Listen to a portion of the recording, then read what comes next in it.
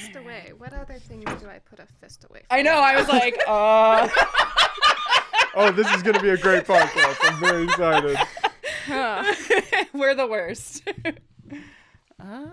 So fancy. All right. Okay. We do what we can here. Try not to make it look like the murder garage, but... It definitely looks like a murder garage. Okay, I well- hate to break it to you. We tried. Yeah, it's a work in progress. Decorations. We're still getting delightful. close. This is definitely, I mean, it could be worse. It could be like super creepy, like acrylic paintings. Yes. Yeah, All of weird, people that, like, you've- abstract murals of just random people or Right. photos, black and white, just Black all and over the white. place. Yeah. That would be a little more... I watched a documentary. This is totally off topic. I watched a documentary about this guy who was like the executioner in America for like 20 years. Did you hear about this dude? No. He apparently was a traveling executioner, right? And he did like all of the death row. Sorry, this is the kind of this shit is I perfect. like. I'm here for it.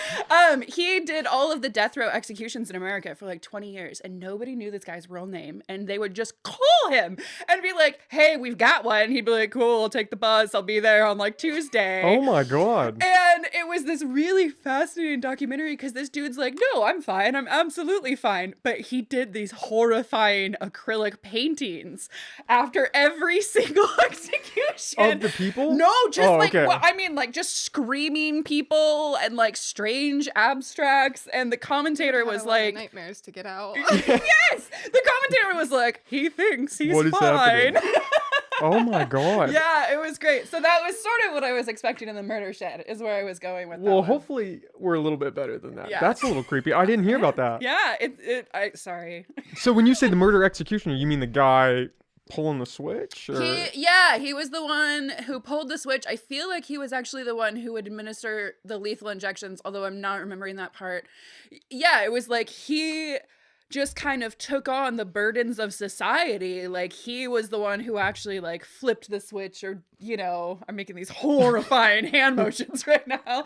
And he just like accepted the burdens like of society. He's like, yeah, I'll be the one who shoulders like the actual doing it of And it death row. showed up in his art.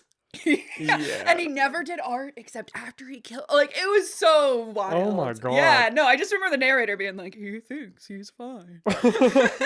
Like, he's not fine. That reminds me, Van Gogh's the guy that cut off his ear and mailed it to his girlfriend, right? Or his No, Ex-girlfriend? mailed it to a prostitute he was obsessed with. Oh, yeah, that changes the story a little bit. It goes from sort of romantic to dark. To horrifying and terrible. Yeah, apparently, I've read multiple things on it, and apparently some accounts say she like didn't even know who the fuck he was. Oh, Like, that could be a little creepy. You just get a random ear in the mail. yeah, and her friend being like, that's that guy that sits there and stares at you, He's just sitting outside her window like, yeah, she's was going to dig me. it. That was I still remember the first time I saw you. That'll always like play in my mind as this like Disney princess moment. Oh, yeah. Well, now we got to hear the story. Yeah. Well, I worked at Good Relations, so I worked at Good Relations for like 5.5 years, and it was an Arts Alive. It was an Arts Alive evening. That's how the best stories start. Arts Alive. Arts Alive, and I was organizing the corsets, and I hear the bell, so somebody has walked in the door, and it was a slightly windy evening, which is why the doors were shut, but it also made this perfect Disney princess moment when she walked in, right? So she's wearing this full-length ball gown. She had just come from like a dress rehearsal or like an actual dance performance. I think I had a performance, yeah. So she's in this full-length ball gown. I look around, and the wind just flows her skirts. Oh, man. Picturesque. And I was like, who is this bitch? So it was Make love at an first entrance. sight. Absolutely. Yeah, right?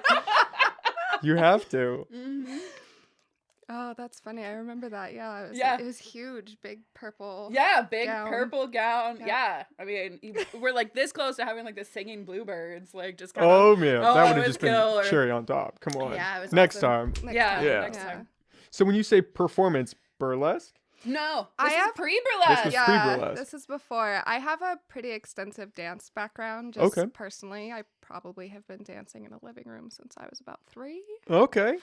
Started off young. Yeah, and so I've been just involved in all kinds of dance. I do mostly like swing and ballroom and Oh, wow. other styles of dance before burlesque came into Rock came my into the world. mix. How did you guys find burlesque?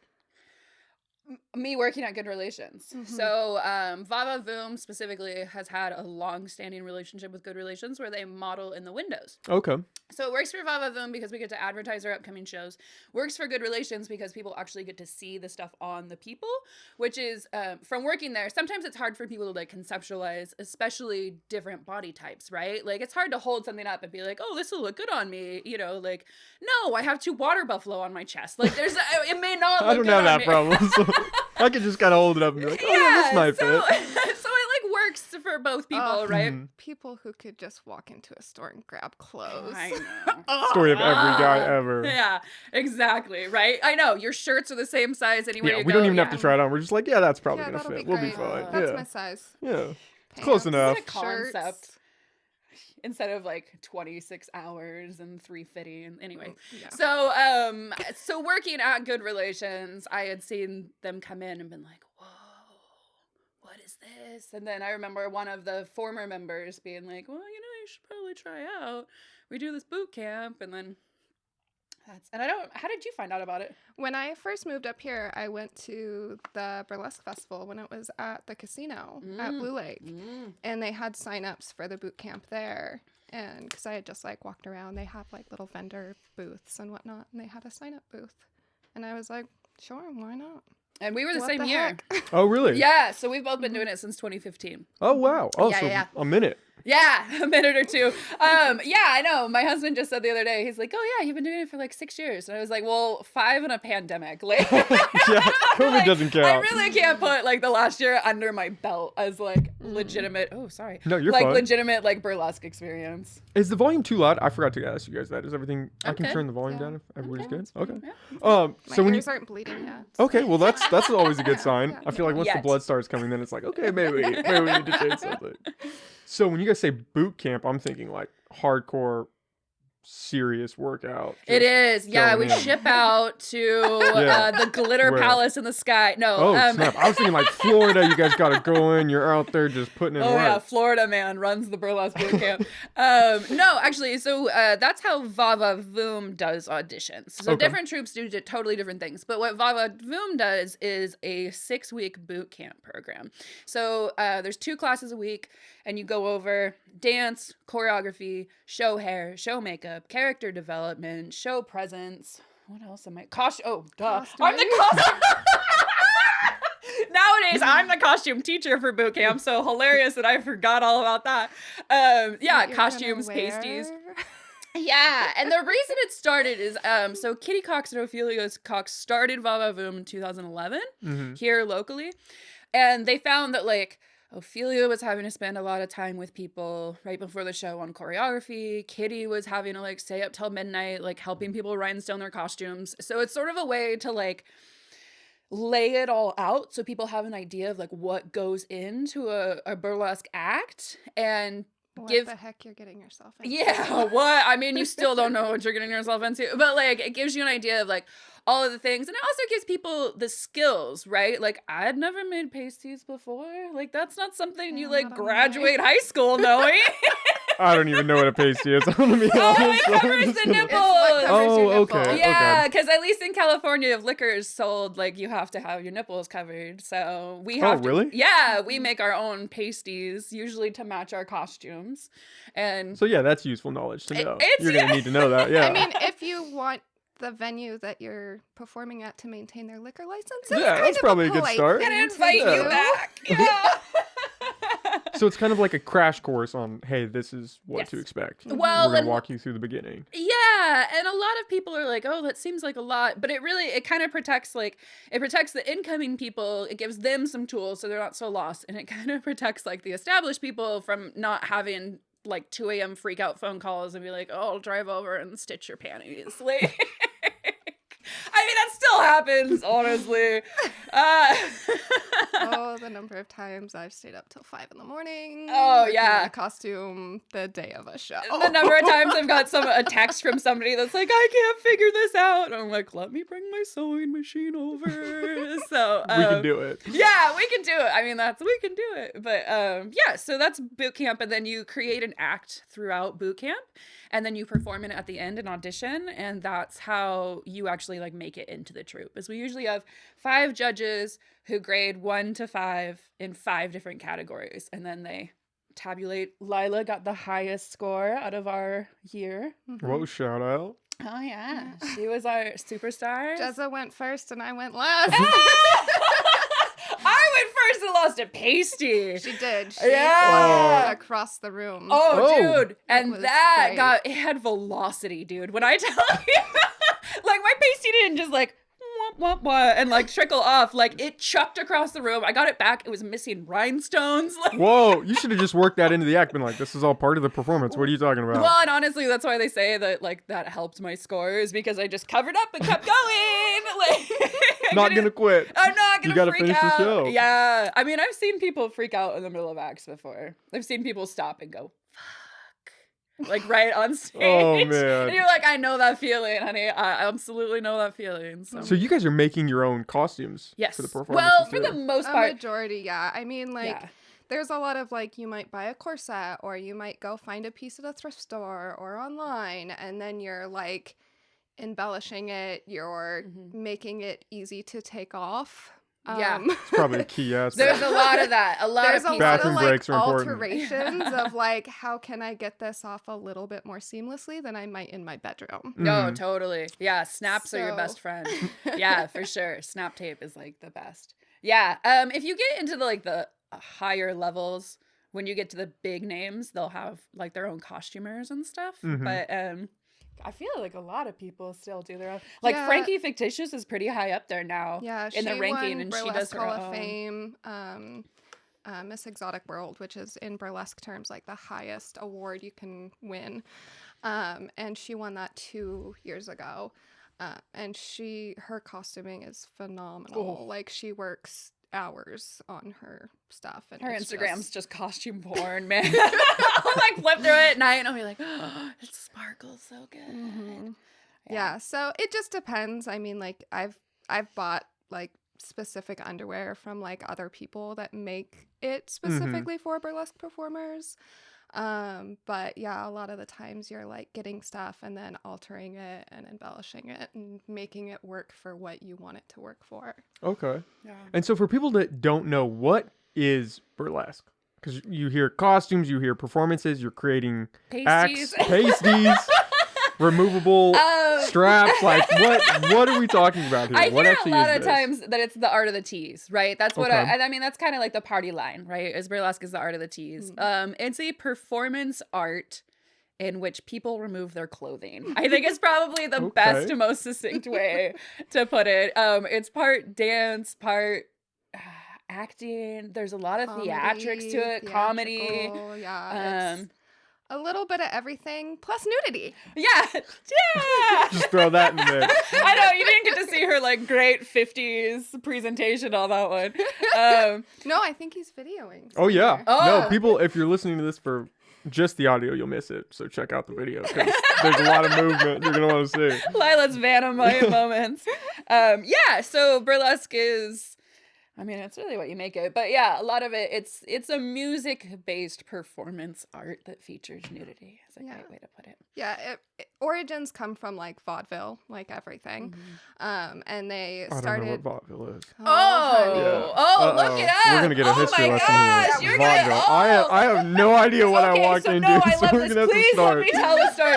So I've heard, and this is one of those great like urban legends, is that the beginning of burlesque, and Lila's like, this is not true at all, was a Story vaudeville time. performer in London whose strap broke. And it was so scandalous that the crowd rioted.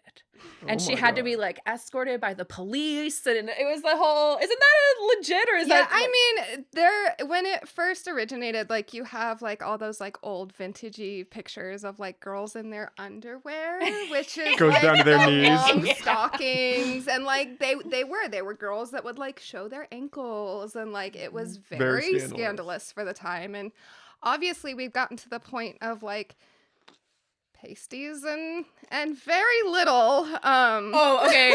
When we say very little, there is actually like a section in my costume class where I have to be like, you will probably have to shave your butthole if you're gonna wear a merkin. Yeah, so That's part of the boot merkins. camp, That's right? actually part of the boot Are you camp. committed enough to shave your butthole? Well, I mean, you don't have to, but if you're It's going gonna be to real use, painful if you don't. yeah, if you're using adhesive down there for like a C cup, you're gonna wanna like. That's what we mean by very little. Like it can get pretty. So merkins originally, if we're gonna like historically point out, I love how I'm the history major, but she's the one. so they used to like when women used to get like crabs, they'd have to shave their pubic hair. What? And then We're the going deep merkins right were now. made to look like pubic hair. Stop. And they would tape them on so it looked like they had pubic hair, but they were like getting rid of their crabs, right? So it looked like they were healthy. Is that what yeah, it is? so So like a wig, but for... so a wig, but for Game of Thrones uses them. yeah. Really? Yeah, yeah. There's a merkin team. For the Game of Thrones costuming section had a merkin The more you team, which is know. like my favorite thing in the Oh world. my God. So historically, that's what they were. Nowadays, they're just tiny little pieces that cover up your bits that you're not allowed to show, Mhm. and they're usually covered in rhinestones. I So have one less that's a hairy. ZZ Top beard. She I'm does not- have I'm one not that's a little joking. bit more originally based with the hair. I have a ZZ Top beard one. Damn. Yeah. So a merkin Okay. is basically like literally a piece like this Yeah. big, Mhm. that just covers the parts that legally you're required to cover. Which the changed. amount of Damn times laws. I've taped underwear to people to make Oh. sure those things are. Oh man. That's a fun part of Oh, I being bet. backstage. There have been times that I have had people's ankles on my shoulder in a completely non-sexual way. Like, hold on, let me get in there. Like, yeah, double-sided carpet tape is your friend. Yeah. Yeah. So, yeah, that's what that is. And so that's how that started. So yeah, it Was comes from like from this that. vaudeville like Comedy, sideshow theater, music. and then they started bringing girls into the mix as dancers and performers, and then you just kind of move through time, showgirls and everything, and then you have like shows that are just mainly burlesque and less comedy centered, and yeah. So they used to have like girls that would come in and perform between like comedians or musicians and stuff like that. And shows nowadays still have a little bit of that, but most of them are usually like burlesque is the main point of it now. I feel like Vava used to do, like when we started, we would have Yeah. like musicians come in and do like a set. We would have like a stand-up comedy. I remember having stand-up comedy when we were at the Palm, when we used to perform at the Palm. Lounge at Oh the my Eureka Inn. Oh, wow. That was yeah. It was fun. It was really, really fun. But now we pretty much perform in theaters, and it's just a way different vibe. Mm-hmm. At the Palm, I mean, I remember having to escort a drunk guy off the dance floor. Oh, my Oh, first that's a mid-act. good time. My very first performance, I think, with the troupe there, Yeah. a guy walked across I think the that's the one I'm stage talking about. while I was performing and like tried to dance with me, and I was like, What is happening? It was. what are you I can't remember her doing? stage name's boyfriend. Oh, okay. Kiss and Tell. Ivana Kiss and Tell's boyfriend. Oh, okay. Who was so drunk and he decided to just. Yeah, and we had a boot camp there, and I was the stage mom, and this guy walked down the dance floor and into the curtains where we were backstage, and I ended up like bodily lifting this huge motherfucker, like, and just pushing him out the into the hallway. He's calling me every name in the book, and I was so like hopped up on adrenaline and just like get him out away from the girls, because like backstage you're like not dressed, you know. Yeah. Like there's a lot of stuff going on back there, a lot of nerves, a lot of, you know. You don't need random people just walking No. in. Yeah, just to go say hi. Like, I get him all the way to the hallway, and I realized that it was my husband's stepbrother. oh man, that's gonna be an awkward Thanksgiving. And he ended up messaging my husband, and he's like, I'm really sorry I called her all those names. I'm like, dude, I'm sorry you suck. Yeah, so performing in bars has different challenges than I bet. in the theaters. You're on stage. Like, well, I haven't had anybody rush the stage. Mm-mm. I don't think we've had that. No. Knock on wood. You'd never be surprised. Yeah. Are you guys performing? Have you performed since COVID started? No. it's No, all the down. last performance we had was last February. Oh wow. And that was at NCRT, North Coast Repertory Theater, Mm. which of course I will plug as a board member. Oh, shout out to. And we they're do our fabulous. bigger shows at the Eureka Theater, because the Eureka Theater has like that massive Yeah. stage capacity, Capacity. right? So, and our larger shows are usually April and October, because we do our anniversary show in April, and then the Halloween show in October, and then the other ones are at NCRT, because oh my gosh, their backstage is great. Whereas at Eureka It's Theater, kinda ideal. Eureka Theater, we're like getting ready in the emergency exit hallways. Oh, that's nice. Yeah. Well, then we moved upstairs. Yeah. Which was a little nicer. But now we have to like go all the way Then you have to go up downstairs and and down. downstairs. Yeah, it's kind of an interesting logistical situation. So, but yeah, that's pretty much where we perform now. We've also done shows. Oh, good heavens. The bar in Redway. Why can't I remember it right now? Oh, the brass rail. The Brass Rail. We've done a couple of shows at the Brass Rail, which has actually been really fun. That's Yeah. actually probably my favorite bar venue. They have a postage stamp stage, but like it works. It really works. And they have like an apartment above it, so we get to get ready up there and use these really funky, cool old stairs yeah. as like Oh, our man. intro. It's fun. It's really fun. We've done that twice. Yeah, I think we went down 2 times. It was pretty fun. Yeah, it's a good time. But yeah, we've performed, and some of us have gone and performed in other places outside of Humble as well. Well, when we first joined, you didn't go, but the troupe did a Tour a in tour Oregon. In Oregon. Yeah, I couldn't get the time off my real job, but I work for the government in my real life. Ah, damn, government's It's always so getting in the way. boring. Yeah, always in the way. In finance too. Ugh. It's so boring.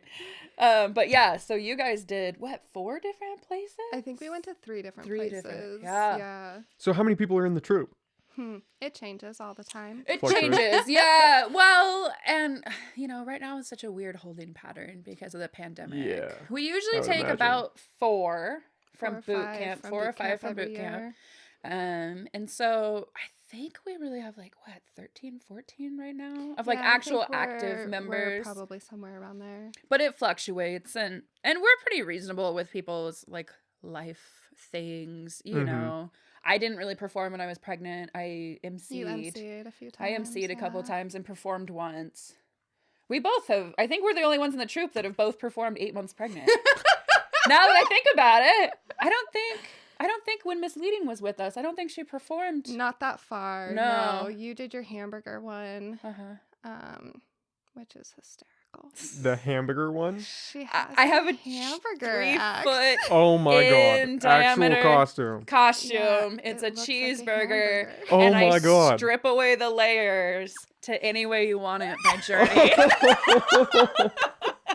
And it was great. For me. I had this vision for years because I tried to get pregnant for like years and years and years. It was the whole thing. And so I had planned out, I need a costume for when I have like this big belly, right? And so it's great. And I strip away my bun, I strip away my lettuce. Oh my god. It's She fun. has That is fries on her awesome. stomach. Yeah, Oh my great. god.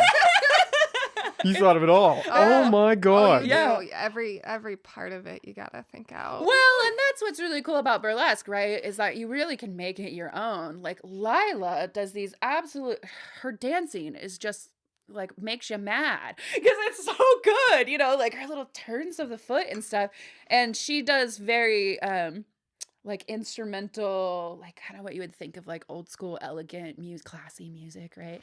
I definitely fit more into that like Classic burlesque. classic burlesque kind of Okay. ideal. We thought Mhm. we'd penned her in a corner once. We had a 90s show. And so we thought like, yes, we're finally going to make her like fucking did an instrumental cover of Metallica.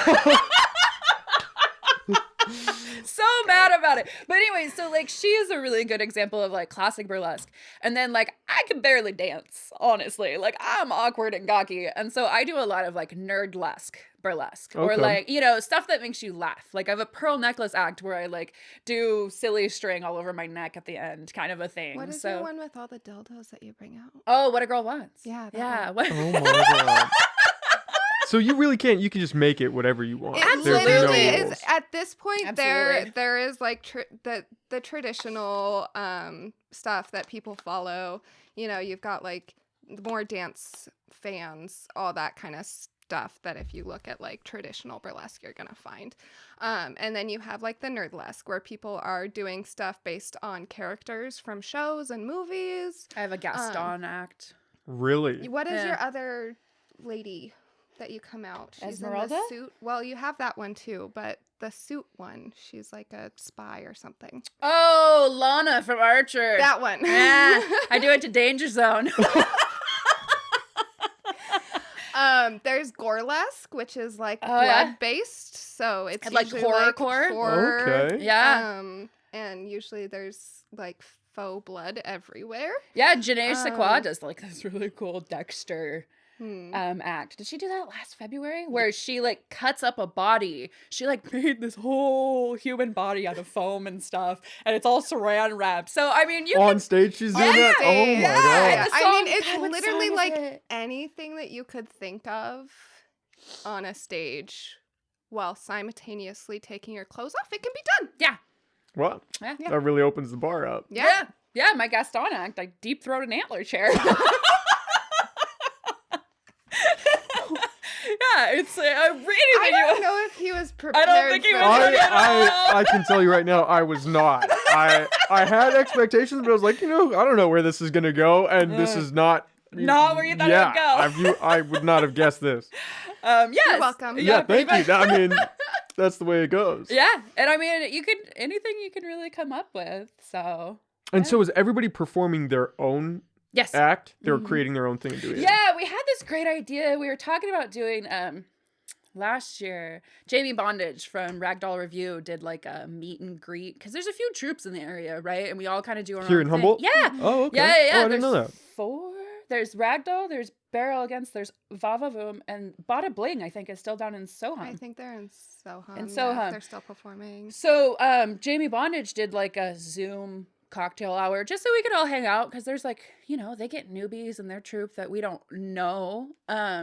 And there was this great idea to do like a burlesque camp out and do like a talent show night where we like draw names from a hat and you have to like act out other people's Oh man. acts, and I want to do it so bad. And we've talked about doing that, and twice now we've done a burlesque roulette. Oh yeah, Yeah, those are fun. where you just spin a wheel and you have to perform to whatever song it lands on.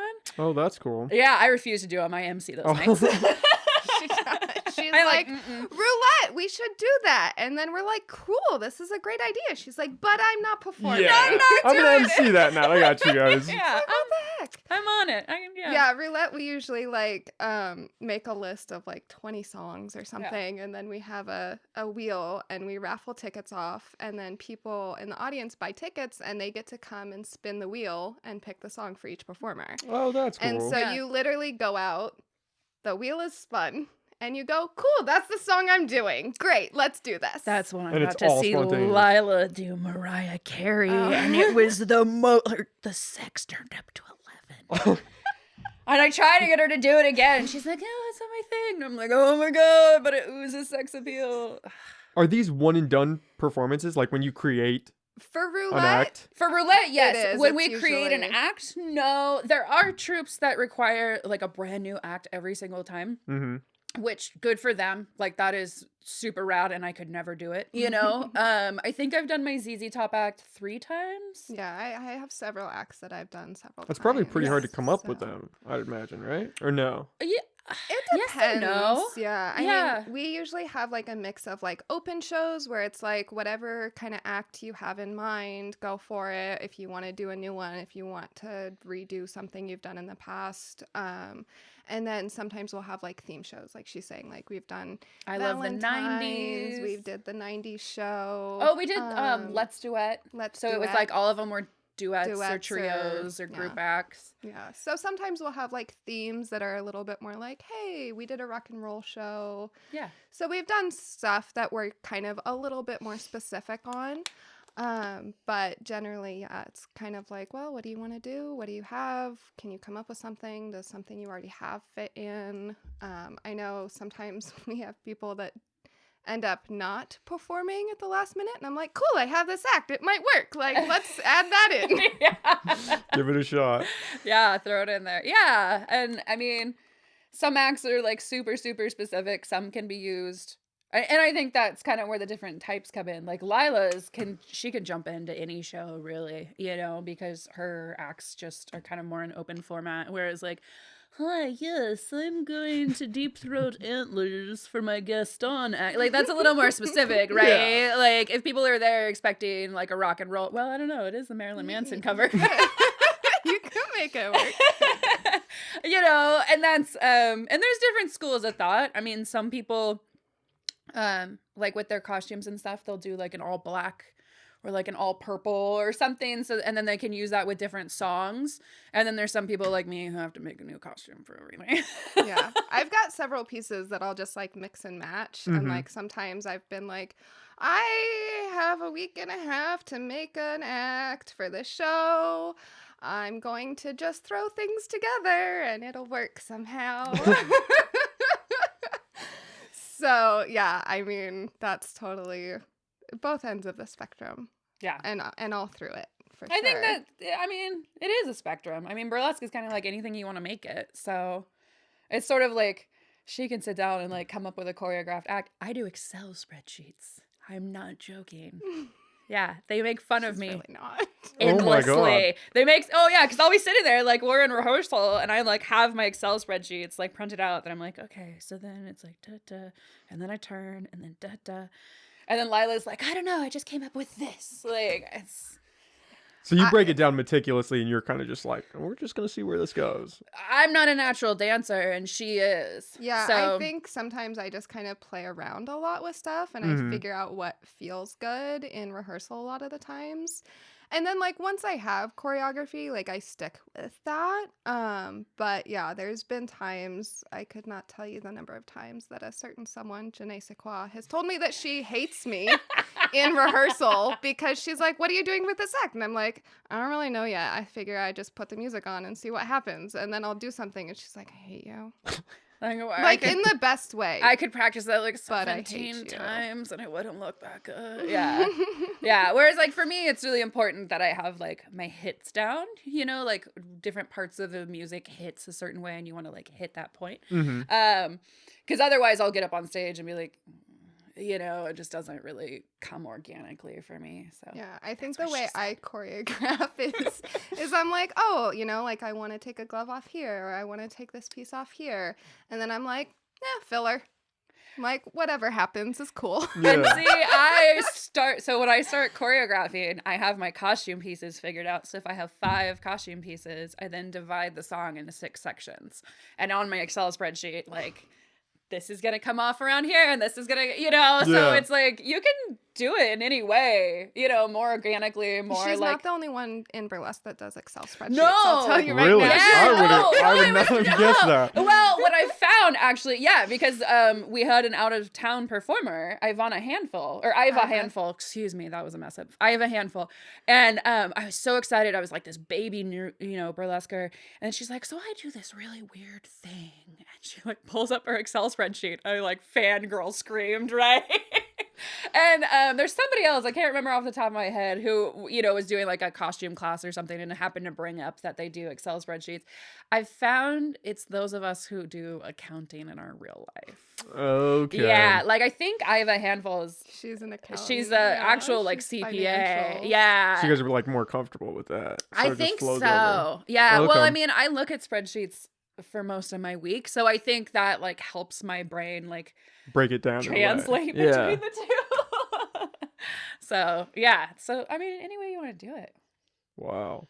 So when you're coming up with an act, what comes first? The costume, the song, an idea? Is it the chicken or the egg? Yeah. All of the above. All of All the of it. above. So It's very dependent on each person. Sometimes you get inspired by like a costume idea that you want to work out. Sometimes it's music. Like I really dig this song and like what can I create for this? And then yeah, it's all just kind of a blend of all of it. Depends on what kind of hits you first, I guess. Mhm. yeah. Well, because like I want to do a breast pumping act. Well, you really can do anything. Absolutely. Not even- Hamburger to okay, breast so pumping. do you follow the Humans of New York I do not. Is at that all? a Okay, so there troupe? was it's a guy who goes around and like interviews people. He does it mostly in New York, but he's done it all around everywhere else too. And he found someone who used to perform in like the 70s. Oh, I don't think I know this one. Tangeray. Oh. So they did like this big long series. Usually it's like one post or like 1 to 5. She had like 30. And she's this old burlesque performer and she just went through like the Rad. whole history of everything. And she's like, yeah, there was one girl who would put hot dogs in and shoot them out into the audience.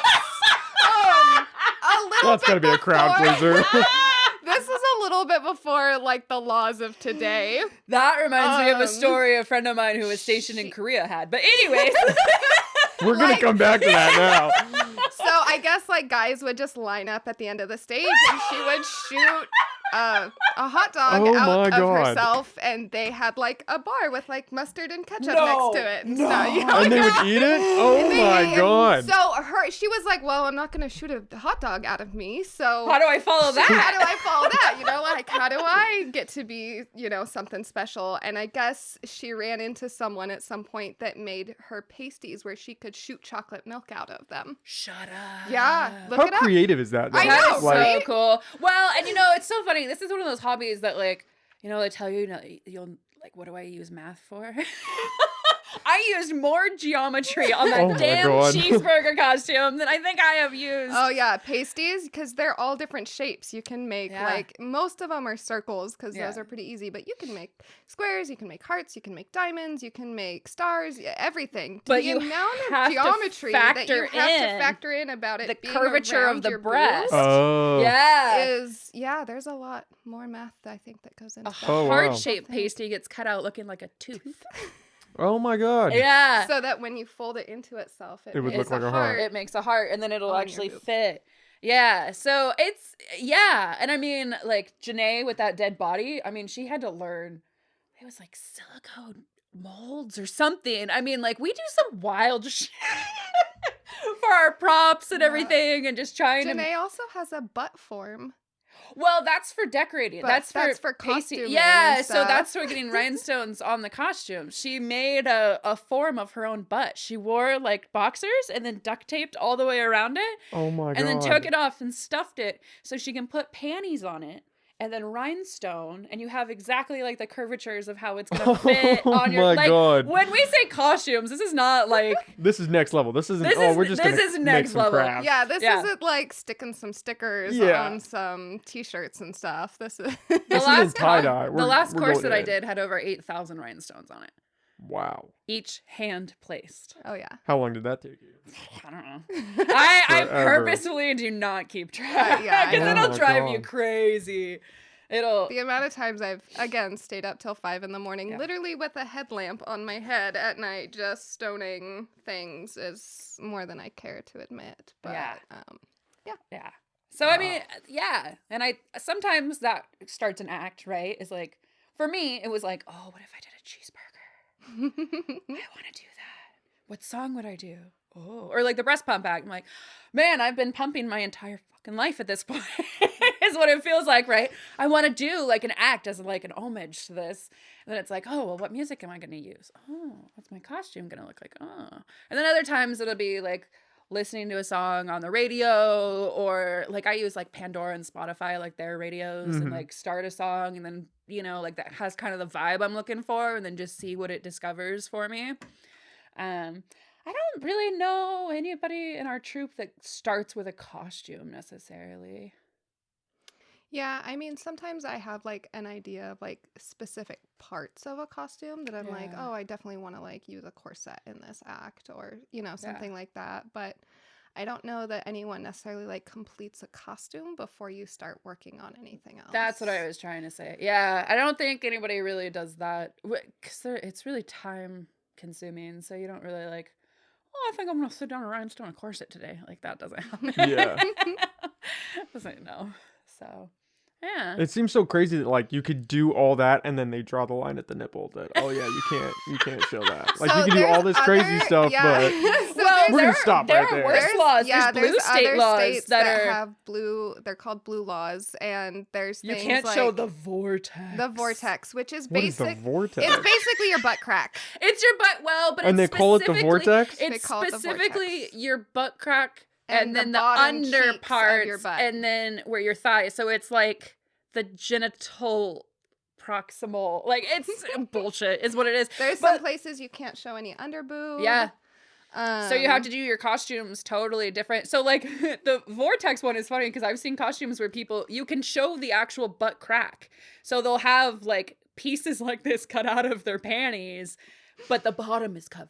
Oh my god. So you can't see the Or vortex. like some of them, your whole butt crack has to be covered. Yeah. And so then you have panties that like the sides are cut out, Yeah. but there's like a strip up the middle. Yeah. So, I mean, people get around it in some pretty creative ways, but yeah, there's Yeah. definitely other states. Tennessee. Yeah, There's most of the counties in stuff over in Kentucky, like right? the South. Well, in Hawaii, you can't take any clothes off unless you can't take clothes off on stage. Visibly. You have to go behind a curtain and remove pieces and then come back out. How weird is that? It's super weird. It has something to do with like the old school clubs when the GIs are over there and everything and those rules that just haven't been Updated. updated at Ugh. all. Yeah. So, I mean, California is forcing us to not show our nipples is not Whatever. too bad. Yeah. I mean, Yeah, I that's guess in the reasonable. scope of all that, right? Yeah, exactly. So, but I mean, there's a lot that gets, there could be, I'm kind of the queen of layers. There could be a lot of layers before you get down to pasties. So, Especially on a hamburger. I mean, yeah. Well, even How many without that- toppings do you like Yeah. on a cheeseburger? Yeah, but I mean, we'll have like bras on top of bras and rip away cups and tops and dresses and shawls. And I mean, you can get quite a few layers going before you ever get to, A lot of times that's a lot of comedy yeah. play. Mm. You get like this stuff where you're like, oh, I'm ripping off pants. Oh, I'm ripping off more pants. Oh, here's some shorts. Oh, here's these really big underwear that I'm going to rip off. Oh, here's another pair of underwear. Here's another one. Yeah. You know, It just like keeps going. you could just keep going with it and like really make it just quite hysterical. And so I'm planning an act right now that's going to have like 4 sets of rip away cups and just have different types of breasts, like different like breast sizes, like painted on the cups. oh man. So you just like go through this whole appreciation of titties. Yeah. So yeah, you can do all kinds of stuff with it. and there are male burlesque performers. There They, are. Oh, okay. They call Yeah. it boylesque. Boylesque. Boylesque. Boylesque. And they kind of not traditionally, I guess, but in solidarity, a lot of them wear pasties as well. Yeah. Which is cool. But I've seen quite a few male burlesque performers as well, which is fun.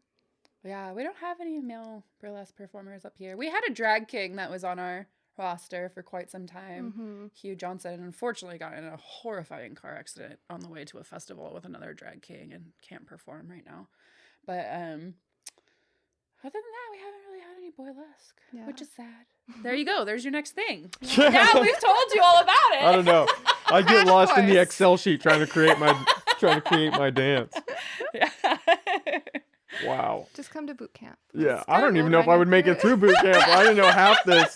I get lost the first week. I don't feel like we don't have very many people drop halfway through. I think they usually make it to the end. Mm-hmm. What we have a lot of times is people take, because you can take boot camp just for funsies, right? You don't have to audition for the troupe. You can do it like, because there's a huge element of like self-empowerment and body positivity that goes with burlesque. And so we'll have people and they're like, I don't want to audition. Like, I just want to like feel a little more self-confident, maybe get some moves for the bedroom kind of a thing.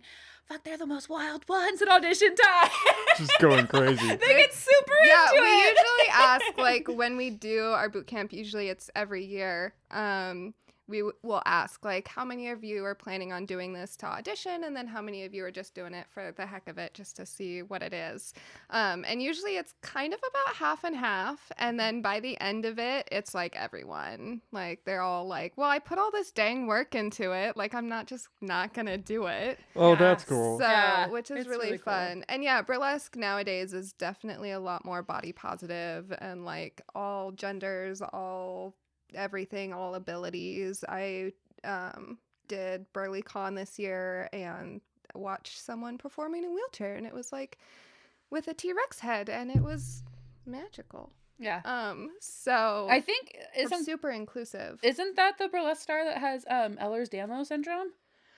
It wasn't her. Oh, okay. It was someone else. But yeah, there's a lot of people that perform with wheelchairs or like other aids for movement and stuff like that. They're Oh. like differently able. Super inclusive nowadays. Previously Not so wasn't. much. And I mean, it's still like you have a hard time, with anything. Like I have a chronic illness. I have a Chiari malformation. My skull or my brain is coming out of my skull. It's like a whole thing. And so like sometimes I can't perform. I like how you just brushed over that. Even my brain's coming out of my skull. It's not, normal shit. It's like That's a just thing. life. And I mean, sometimes people will make like shitty comments like, oh yeah, you had a headache, so you couldn't come to rehearsal. And I'm like, no. Mhm. But I think in general, like it is definitely going in the direction of like, it's just celebrating bodies and celebrating movement Art and and performance. the performing art. I mean, I got into it for the body positivity aspect, honestly. That was really, I'd gained some weight and I just wasn't really feeling foxy because I'd spent years as the trophy girl out at the racetrack. Oh, out at Redwood Acres Raceway. Oh yeah, those are checkered flags tattooed on my leg. You should have just thrown in a little like Oh, come on. excuse me. for the viewer. Yeah, now everybody has to go watch the video of this. Yeah, pull down my stocking. Yeah, and I mean that was just a nightmare of like fake tan and anorexia. Like, I mean, it was like a terrible thing, and it had been like 3 years, and I had put on some weight, but I missed that performative aspect, right? I missed that like rock star mode, I called it. Like I used to call it that with my friends, like, oh yeah, I just put on rock star mode, and all of a sudden it's like ta-da. And burlesque really kind of spoke to me in that way because like when Jezza's on stage, she doesn't give a fuck about some extra yummy in her tummy, like it's just these big titties having fun. Like, Yeah, kind of fun. And so Have it's a good just time. yeah. I think there's a few pictures of us motorboating each other throughout the years. It's kind of our Probably. jam. But yeah, I mean, you kind of get to own different aspects of your personality and who you are when you're in that stage persona. Like I came in here and I'm like, well, this is really like, diet Lila, diet Jezza, because it's like we're kind of done up, but not. I mean, Full Showtime's effect. like hair and makeup and Yeah. it's a lot. So I kiss people and they leave with glitter. So yeah. remember the bachelorette party that came in and like made out with me at the end of the show? They all just lined up Which and I kissed time? all. Okay. Yeah, which day? Is that the one I gave a lap dance to and I was like 6 months pregnant? Possibly. Yeah, that could have been. A couple years ago. Yeah. Yeah. So, yeah, bachelorette parties are a good time at a burlesque show. They have the most fun. They're just there. They get tanked.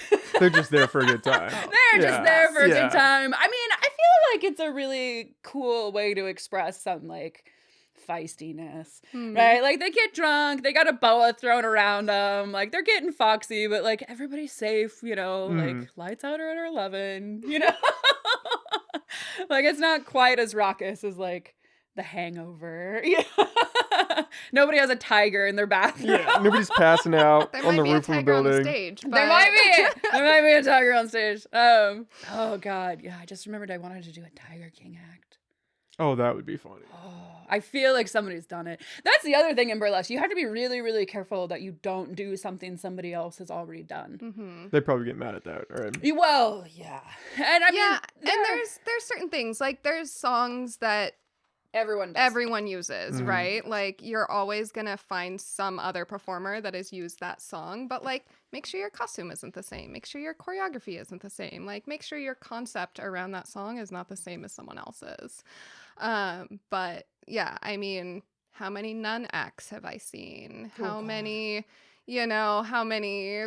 Cyanide Sins is still my favorite Oh, though. well, she's sort of our like sister troupe in Santa Cruz. We have kind of like a sister cities thing with them. Yeah, she deep throats a cross. I mean, it's kind of Oh, nice. Oh, man. Like you do. They count how many people leave during her act. It's quite comical. She's fantastic. But yeah, I mean, there's always going to be stuff that is similar. You just don't want to like pull exact off of someone. You don't want to bite somebody's act. And like, I think locally we try and like keep a pretty good eye on like what people are doing performance wise so that we're not using the same songs or, doing something that's too similar to someone that's local. I mean, as much as we can. Yeah. And so. Well, like we really want to do a Disney show, like when we can do live performances again, whenever that is. And Ragdoll Review did one like 2 years ago. But it's kind of like Disney's a big theme, right? And so we talked to Jamie Bondage, who's the leader of that troupe, and we're just like, well, why don't you guys just come perform with us? So there's ways around it too. You could just like reach out, what do they say? Like reach out across the aisle or whatever, and just like be inclusive and make sure you're not, because there are some people that'll like rip off acts. I remember a few years ago when there were a bunch of people who were at, was it Beehoff in Vegas? Oh yeah, there's people were like blowing up one of our troupe members' phones because someone was performing an act that was like exactly hers, like costume, song, choreography, but this other person had taken it to a big stage in like the big city, like little city mouse or whatever. And that was rough. Like that one was really rough because it was like she had clearly watched this YouTube video of this person's performance and then like added some more rhinestones and taken it to compete, which is that's not cool. It's just disrespectful, right? So you try to avoid overt stuff like that. But sometimes you're gonna fuck up. There's somebody else who does a cheeseburger act, and then it was like mine was 3/4 of the way constructed, and I messaged her and I'm like, oh, what song do you use? And something this is gonna sound weird. Our cheeseburger burlesque concepts are totally different. Like the way I don't think she even removes layers, it's a totally different vibe, a totally different way of doing things. And so like that's okay, and that's gonna happen. Like I said, mine was 3/4 of the way constructed, and I had searched, like cheeseburger burlesque. A lot of research. And like nothing had popped up, so like sometimes shit happens and it does totally. But in general, you want to be like mindful and respectful because it's work. Acts take hours and hours between constructing the costumes and figuring out your choreography and rehearsing and rehearsing and rehearsing. And more rehearsing. And more rehearsing to, performance time. It's an exhausting hobby, really. Yeah, the hours that you put into things before you're like 3 to 5 minutes on stage. It's great. Yeah. It's my favorite thing. Yeah, totally. What's your favorite part? If you had to pick one. That's funny. I know. It changes from day to day. Changes from day to day. For instance, I like, this just came up because we were talking about possibly doing like a virtual show, right? And like doing like over Zoom. Or like recording acts and then like downloading the video. We're just trying to figure out what we can possibly do.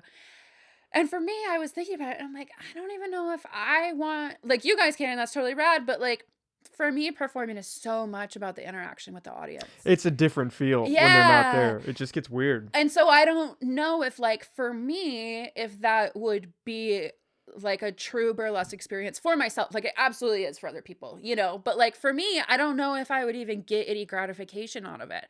So it's like we could do like what they do in football, just put like cardboard cutouts. Oh god, don't do that. That is so weird. Screaming, just on a pre-recorded track. And hollering. In the background. That's what they do in football. people. It Oh sounds my- legit. Like It's they have so a whole weird. crowd. You know It's what's so so weird. fucked up is I could totally do that because I Excel spreadsheet down to the minute when my stuff would come out. I could totally make like a laugh track. We could friends it, like a friends set. You Anyways, could do this. no, I'm not. That's terrible. But yeah, so I don't know. I think, you know, like I would say my favorite part is this or that or whatever. Like, but probably the audience interaction. Mhm. It probably goes like audience interaction, having a creative outlet. Because I think that's for a lot of us. Like, this is our creative outlet. Like, this is where we take our crafting and our creativity and our musicality and everything. We make this thing come alive for minutes.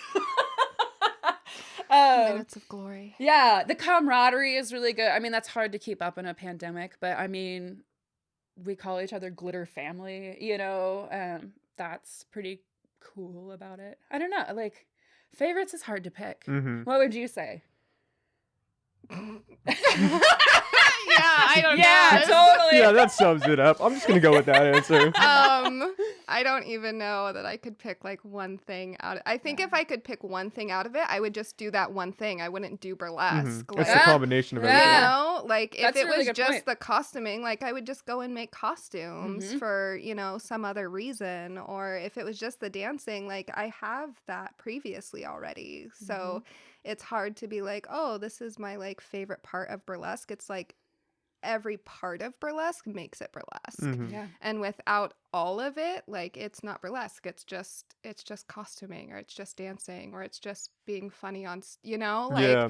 so I think to like pick one thing out of it takes away from what burlesque is for me. Ah, Um it's magic, man. It's a whole. Oh, It sounds incredible. The high, Yeah. like Oh. usually after shows, I'm like up until like 3 in the morning. Our shows end at 10. Yeah, 10, 11.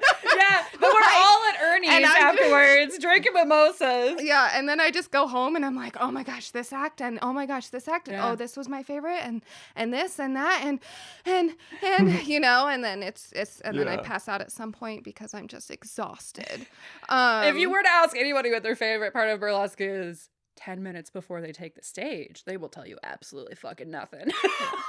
the fact that I feel like I'm going to pee my Oh, pants. God. That's Pee- always oh. my favorite thing I heard someone say is like, what if I pee on stage? Yeah. And it's like, Aw. you know, because Someone asks that every year in boot camp. and the best answer I've heard to date is, at least it'll glitter running down your leg. I mean, what other answer could you give though? I Oh, feel like no. that's Just make it work. Oh, play man. through. Yeah. Play through. I'm always like, I'm fine. I'm like, I'm not fine. I'm fine. Like, it's like this weird switch back and forth. And then, yeah. I mean, a lot of times, like, you'll see backstage. If you're backstage during a burlesque show, at least in my experience, you will see people looking terrified, people high out of their mind on like the adrenaline rush and the feedback. And then the people who've just come off stage that are like, I still haven't come back out of my trance. Janae says she blacks out. Yeah, a lot Yeah. of I've heard that from a ton of performers where you go on stage and you do your thing and then you get off and you're like, I don't know what I just did. I don't know what happened. Hopefully it's good. Yeah. It's just riding Like, that I high don't of the recall. performance. Well, what and just nerves and everything. Like, that's why we rehearse so much. Like, just practice is because so much of it is muscle memory. You know, you get up there and it's like, you see the crowd and you could freeze up, but like your body knows, okay, and this is what I do with this hit, and this is what, you know, so, Or if there's malfunctions with the costume. oh, or anything malfunctions like are fun. I've had to rip her out of a dress on stage. Oh, nice. Yeah, I was emceeing. It was the 90s. I think it was the was the Metallica, 90s that show, yeah. instrumental Metallica. Yeah, I was emceeing, and at NCRT there isn't like a super easy way for the MC to like gracefully come on and off stage. Like, I mean, you can, but then you're backstage, so then you gotta like run back on stage. And so I was kind of hanging out in the wings on stage, you know, just kind of like tucked in the back, watching it go on. And Lila's going, and she goes to. And, you know, we see each other in rehearsal. So it's like we pretty much we know what's going to happen in the next part of the act. And her dress isn't coming off. And her dress isn't coming off. And her dress isn't coming off. And she finally, like, does this super elegant. I swear, if you had, we could watch the video and you would swear it had been planned. Because she does this super elegant twirl over. And then, like, this little, like, presents her booty to me in, like, a side zipper, and I just ripped it open. Yeah, the zipper had busted. When whether I was like putting it on that night or it had just gotten tired after the times I had practiced in it. And for whatever reason, my zipper did not open. And so I was like, well, I guess we're just ripping this off right now because Malfunctions happen. I swear malfunctions always happen, like, on show day. Like, Yeah. it's never, well, I bet. your graduation, your zipper, remember? my dress. Oh my God, zipper. girl, we were, Zippers like, are terrible. That's why I use snap tape, because zippers are the devil. We were, like, stitching snaps on your dress backstage. Yeah. Our very first, well, most of us have kits. You know, we have, like with you in whole case that happens? burlesque kits. Yeah, you have like a little emergency bag. Okay. That you Yeah, bring with you. with, needle and thread and, like, carpet tape and All the essentials. all the essentials, right? I know they look kind of like murder bags sometimes, but you're like, oh, why do you need all this heavy duty tape? And it's like, for my titties. Like, I swear. You don't know the half of it. Tits and tits. Yeah. Well, you got to do the faux boob job. That's a Yeah, thing. of course. That's- I have no idea what that is. Oh, you use carpet tape and you Like take tape your boob the up. bottom of your boob Oh. and then you pull it up and then you tape over it and then you put a pasty on top. Oh, there you go. Fake Makes your boob job. boobs look great. Okay. Makes your boobs look hella perky. Inside scoop right here in case. Yeah. Anybody Well, needs to do I that, actually I- Practice at home. I Yeah. was super mad because Kim Kardashian came out with her, like, fake carpet tape boob job a couple years ago. Apparently when she's, like, on the red carpet and stuff, she carpet tapes her tits up. That's how she, like, usually wears the location. I was like, that's an old burlesque trick, girlfriend. Like, don't be claiming that for yourself. So, yeah. Well, there you go. Other malfunctions. Yeah, it There was seems my like pasty whatever coming could off. go wrong would go wrong on I stage. mean, we've had shows where people did not tape their underwear when they really should have. Ooh. And then you're I like, saw that at a festival once. I saw Yep. their whole name and address. Oh, Yep. Yeah, that was not... Should tape some things. Should have taped the bits. It's hard when you're up on a stage and you decide to open your legs and your underwear has shifted Oh. completely to And you're the just in the side, zone, and so you're you don't even know what's Yeah, happening. you're not And feeling then the they're like, breeze. All of a sudden, everybody perks up a little bit more. It's like, man, I'm crushing it up here. Come on. Well, and you know what's so funny, actually, is that a lot of times malfunctions will happen and the audience has no idea. Mm. And that's a lot of just practice and being in the moment and having that adrenaline rush is just being able to play it off. There have been, I'm trying to think, I feel like there have been people who, like, just don't even take off their layer before their panties, like their skirt or whatever just doesn't come off and they just let it go. Like, Janae couldn't get her corset off that time. I feel like we've been talking about Janae a lot. She should have come out in here too. Yeah, but I mean, a lot of it is and they teach you that in boot camp. I remember them teaching us this in boot camp is like, just play it off. Like the audience doesn't know what your act is supposed to look like. And as long as you keep a smile on and keep going, like, who's going to be the wiser? Yeah. Unless it's like a really, like I said earlier, unless you stop and go, fuck. Which was, I just will never get over that one. But, they don't know. Just don't let them know. It's all Yeah. smoke and mirrors. Like the whole shebang is just smoke and mirrors. just in person. Yeah. Mhm. So. Yeah, well, like you were saying with your zipper, I mean, if you can play it off, who's going to know that wasn't part of the act? Oh God, the audience roared. So I mean, they loved me ripping a dress off Yeah. of her, So I still can't decide if they liked it more or you did, but little column A, Toss up. little column yes, like. So I feel like half of our time is always just like flirting back and forth on stage. So I mean, there was the time you blew me. which She had blue. Which time? Let me check the Excel spreadsheet. She had blue lipstick at a show one time. Oh yeah, And then made out with me, or I made out with her, or Something. something happened, and then I like went back and I just had blue all over me.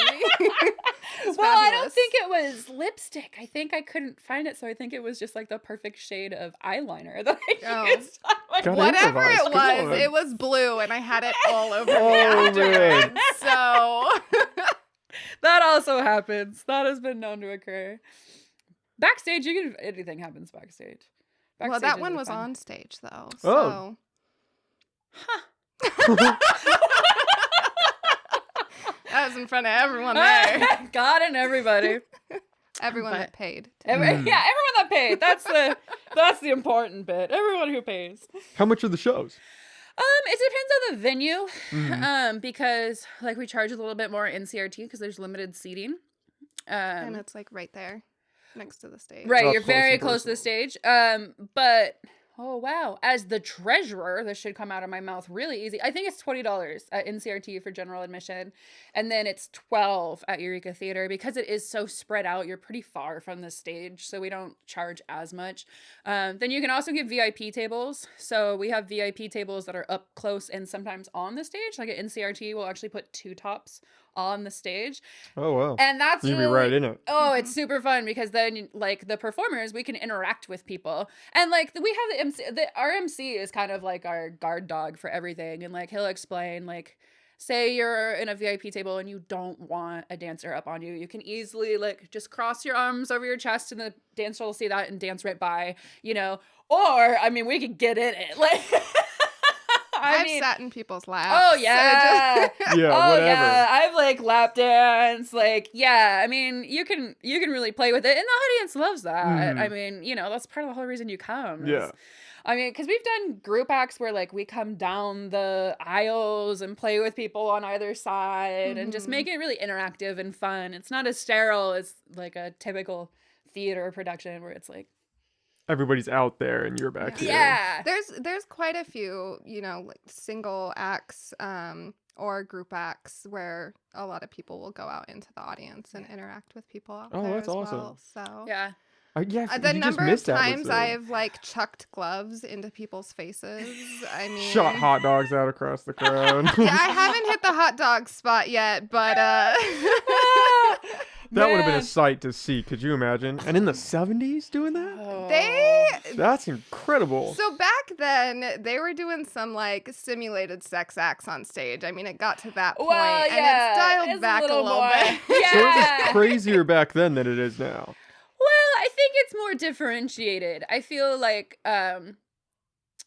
yeah, a lot of more like performative porn Mm-hmm. kind of and burlesque sort of blended into each other. And they're pretty separate now. You know, like one thing we always tell boot campers is like, don't for a second think that you're not a stripper. Like you are absolutely a stripper. Do not, because people come in with like some sort of like shitty attitude, right? Like, oh no, we do burlesque, we're not strippers, and it's like, Oh, like a superiority thing. right, Okay. totally. And we're like, You were taking your clothes off for money. Yeah. Might not be as much Bam. money, Right. but Well, and that's what I tell them is I'm like, look, if you're working in a strip club, like you will spend $50 on a costume and you will come home with $500 in tips. When you're doing burlesque, you will spend $500 on a Oh, costume man. and you will come home with $50 in tips. And that's that's the only difference between the two. Because I guess, I don't know, I haven't been to Tip Top in years. That's really depressing. I think they have to do pasties now too. Oh, do they really? Yeah, if you're think gonna leave so. the pole, I think if you're touching, because they have the liquor license. Oh. So I don't know. Last strip club I was in was Paris. That was a No good- pasties? That was a good time. Like flashback into the distance. Yeah, no, I'm pretty sure the Tip Top has to do. We should know this. I think we had a couple girls that came through boot camp. Who were The dancers. last time, and they Yeah. said they did pasties Yeah, there yeah. too. Yeah. Okay, I do actually remember that now. So, yeah. Well, I feel like for the 70s too, it's almost like you're pushing the boundary to see how far you can go. You know what I Right. mean? That was very like hustler era. Yeah. And just kind of like, deep throat and like porn theaters. It was just sort of a different, and I mean, we definitely push things now. I mean, that's one thing I really like about burlesque is how much you can push. I mean, Cyanide Sin is this really cool Statue of Liberty act where she strips down and she's got all these words on her body, and it's just, like it's a very political act about, what it's like to be a woman in America right now. And that can really turn people off. I did oh my God. Do you remember when Kitty did that act and she was Donald Trump? And she made out with Pence, I think. I Oh was, my no, God. it wasn't Or- Pence, because I was, gosh darn it, now I can't even remember who, I think it was Putin. I think I had a Putin mask on. And then we made out on stage in our mask. Like, burlesque can, like, we push envelopes still, but we don't push the, like, hot dogs in our hoo-ha. It's a different kind. It's a different kind of envelope we're pushing nowadays. Yeah. Yeah, I mean, it's a great space to say things, whatever you want those to say. If you just want those things to be like classy music and sparkles, that's super rad. If you want, like, I'm revamping my Esmeralda act, because I did act Esmeralda in Disney, and I'm actually Romani.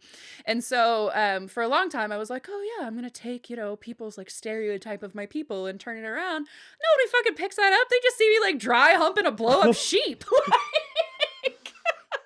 So I'm gonna turn it around. I'm revamping the costume to like strip down to like a Romani flag and be like, no, like we're real human beings. Like we are actual people. We are here. There are 4 million of us in the world. Jesus Christ. We're not a small crowd. Come We're not. on. Yeah, I mean, we're real human beings. So you can make burlesque. You can say whatever you want to say with burlesque, and that's what's really cool. As long as you're not stamping on someone else's culture while you do it. Right. I had to add that piece into costume class, the cultural appropriation piece, because that's been a really hot topic in burlesque the last few years. Is that because people are getting offended by it, or it's just... Yeah, well, I mean, you can't have somebody who's super white like me and like get up and do a Pocahontas act. You know? And like, even in that, like, I'm a tribal member. So on my mom's side, I'm Native. I'm a Karuk member. Like, I speak the language. My daughter says uchich instead of milk. Like, I am very white passing, though. Like, if you just look at me, you just assume that I'm white. And so I won't even do an act. We had another person in the troupe, Miss Leading, who was the same tribe, and she also doesn't present as Native American. And we talked about this, about how, like, I would love to do, oh my God, a costume, like, that has our, like, designs and everything on it. It would be gorgeous, sort of imitate regalia.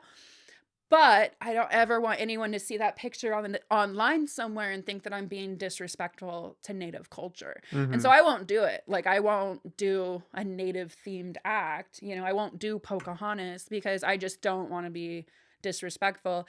And some people, I mean, think about humor in general, right? Like, lowbrow humor can be really discriminatory and offensive. Like somebody went to a festival and won an award as a white person doing the Maid from Family Guy, did that act as like a joke on Hispanics being maids and won an award, if I remember correctly. I don't remember if they won, but I know that they got called the heck out afterwards. But like after they'd already performed it. And so like that's something you really have to look out for. And that's something that I bring up in costume class, is just basically like, if there's something you want to rip off from another culture, like, I guarantee you are more creative than that. Like, like whatever you have in your mind, like, if that's low hanging fruit, don't do it, Yeah. And that's really becoming more, and it's kind of, we've run into problems. I know somebody kind of wanted to do a voodoo act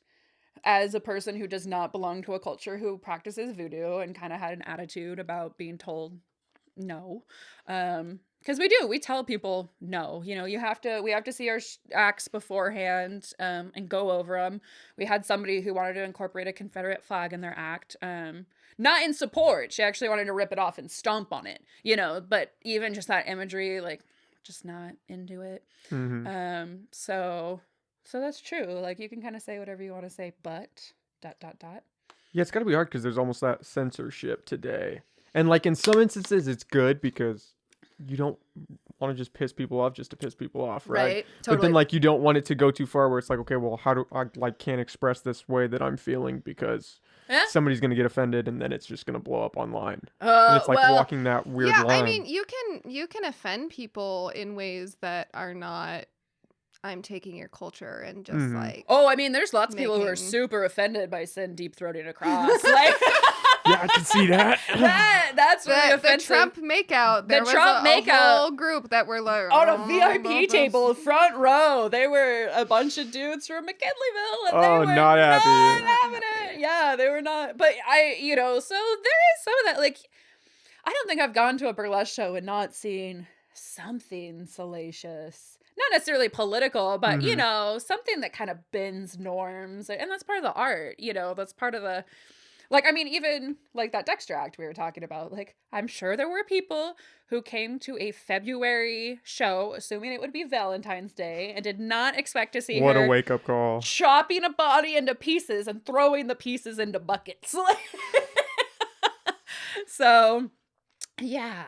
But I don't know. I feel like people in general are just a little more conscious anyways. I mean, you don't want to gatekeep or like stifle people's creativity, but there's some things that you're just like, no, like the audience didn't consent to seeing that. Let's not. And that's a big thing. Consent isn't just sexy, it's mandatory. We got to keep in mind, like, we're all trying to exist and enjoy things. Yeah. So, yeah. Yeah, I mean, and then the other thing we have to take into consideration is like venue stipulations. Like, what is the venue asking us not to use? There's some venues that are like, hey, can we like not dump glitter all over the place? Or could we not like make a big mess out of stuff? And so you have to be like aware of that as well. There's some venues where I think we had someone that was like, I want to spray something all over the place. And it's like, great, we can do it at this venue, but you can't do it at this one. Yeah. Because, so just being really conscious about like rules of the place that you're performing as well. Mm-hmm. So like you never want to surprise the props person with a mess. Like, well, and even just for the flow of the show, right? Like if you know about it, you can, like, a producer can plan it and be like, okay, well, this person is gonna paint their butt in foam or shaving I'm gonna cream. sit on a cake. Yeah, right? Which has happened. Yeah, no, we had somebody do that. So you put that act like right before intermission, right? So that there's time To clean it up There's and time to stuff. clean it up. The audience isn't sitting there sobering up while you mop Why the is floor. there cake everywhere? Yeah. Yeah, so Yeah, the amount of acts I've seen with cake sitting. It's up there. Yeah. Okay. I've seen quite a few people just stuff their butt on a cake. It's God, there's a market for fabulous. that. They're not. You're more creative than that. You don't need the cake. Well, No, I need it. Oh, I oh, need the butt cake. oh, no, I'm thinking they should be charging more. oh, They could be making good money online. We don't pay nearly enough for that. oh, man. But yeah, I mean, so there's also things to consider with that. Yeah, I mean, we've had surprises. We've had guests where it was a non-glitter friendly venue and they pulled down their hair and glitter all over the stage. And I just remember sitting off stage being like, fuck. This is not gonna go over well. Yeah. And then like we had a guest performer once who purposefully ripped off her pasties. Oh yeah. Yeah. One fell off, and then she was like, "Well, Screw it. Here's the Screw other one." it. Yeah, and the crowd loved it, and we're sitting there like, oh God, are we ever gonna be invited back? Because, yeah, they probably hold you guys accountable. Totally. For that. Yeah, absolutely. Because they're booking va-va-voom. They're not, and then we're booking the individual performers. So then it's like, man, you have to keep that in mind too. Like, are you jeopardizing a performance venue, which is hard to find around here? We used to have even just performance space. Remember when we first started, we had a rehearsal space. Mm-hmm. North Coast Journal did a little blurb about us, and then the owner of the rehearsal space discontinued their relationship with us because they didn't feel comfortable with Being associated with us. And that was just rehearsal space. Like nobody even knew. We just rented the space so Oh, that wow. we could practice. Yeah. And finding a space since has been kind of hard. Yeah. So, yeah, it's not all fun and glitter. It's not all cake sitting. Yeah. It's. Some I know. hard I think parts. because I have an act where I'll dump like chunky glitter or like sequins or like stuff in my hat, and then I pop it off, and then it all comes out and like pours down me, and it's a really fun effect. But like I can't do that everywhere, or if I do, I have to make sure they're big chunks and it's not like glitter someone's gonna be like, well, no, I hate you for putting glitter all over the stage. You can get creative though. Jessica Powell with Ragdoll Review, she has a great act to Cocaine by crap, I can't think of his name right now. Jay whatever. Cocaine. And since some venues don't allow powder, she got like a really skinny white boa that she lays out and then acts like she's Oh, man. like totally full body snorting it. So I mean it leads to creativity too, right? Totally. You're kind of like, well, fuck, how do I do this on stage? How do I work within these parameters of what I can do? And like, Or like Lucy's act, her Mrs. Potts act. Oh, where big she rhinestones. dumps big rhinestones all over herself. because She we can't comes have out- glitter. Yeah, she comes out as Mrs. Potts from Beauty and the Beast. Oh, man. Oh, and it's then so it cool. transitions into Pour Some Sugar on Me. Oh, Yeah. my God. It's And great. out come the rhinestones. And then she takes Chip, her son, and licks it and then dumps rhinestones on herself. Oh, my God. I get to be a part of it because I'm Lumiere, and I Yeah. introduce her in this very tiny little gold suit thing. My butt is fully exposed, I promise. Isn't that my old Macklemore yeah, one? yeah. You were like, here, you should try this on. Your whole butt will be out. Perfect. Yes, that's Like, what I'm cool. going for. Yeah, so I introduce her, and then I like bring Chip out, and it's a ball. It's a great time. That's one thing about having a whole troupe that is really fun, is that getting to use Everybody's everybody. I mean, we've got people, in the background or whatever, like ensemble pieces, and that's really cool. I've used our MC a couple of times, like pull him in to do stuff. So, Oh yeah. yeah. That's cool. Everybody gets involved. Yeah, Totally. well, and everybody helps each other out. I mean, our brainstorming sessions are really cool because we'll sit there and be like, I have this fucking idea, but I don't know what to do with it. And then someone will be like, what if you did? So a lot of times acts don't come completely from your brain. It comes from a group effort, which is really fun. And that's kind of a bummer. Janae likes to suggest everyone flip each other off, so... Is that? Yeah. Oh. One year in boot camp, she was like, I think it was Tia, because Tia had her like cherry bomb act. Oh, yeah. And her flipping off the audience plays so well I know for that was Janae's idea. how She came in funny. and she was like, it would be really rad if you just walked off the stage and flipped everyone And off it at is the end. super rad. And it totally works for that act. Oh, like if I man. did that in some of my acts, people would be like, "What is wrong I would with you?" cream and my what pants if you did that. If you did that after like a Mariah Carey, I would be like, yes, all my dreams come true. You have to realize I get teased because I don't curse and I like. No, if you haven't noticed, all the F-bombs have been Jezza. It's been it's been from this side of the table. Oh, I have to cuss for the both of us. That's why I talk like a Carrying sailor. the And team. so, yeah, Janae came to rehearsal one day when we were doing boot camp and told Tia, like, just flip everyone off at the end. It would be such a, like, great ending to this act. And it is. And it works It really perfectly is. for that. And she's just like, here you go. Like, Bam. do it. And it worked. But I would never have suggested that. Like, I do for boot camp, I've always done a lot of the choreography and dance aspects. So helping people create acts.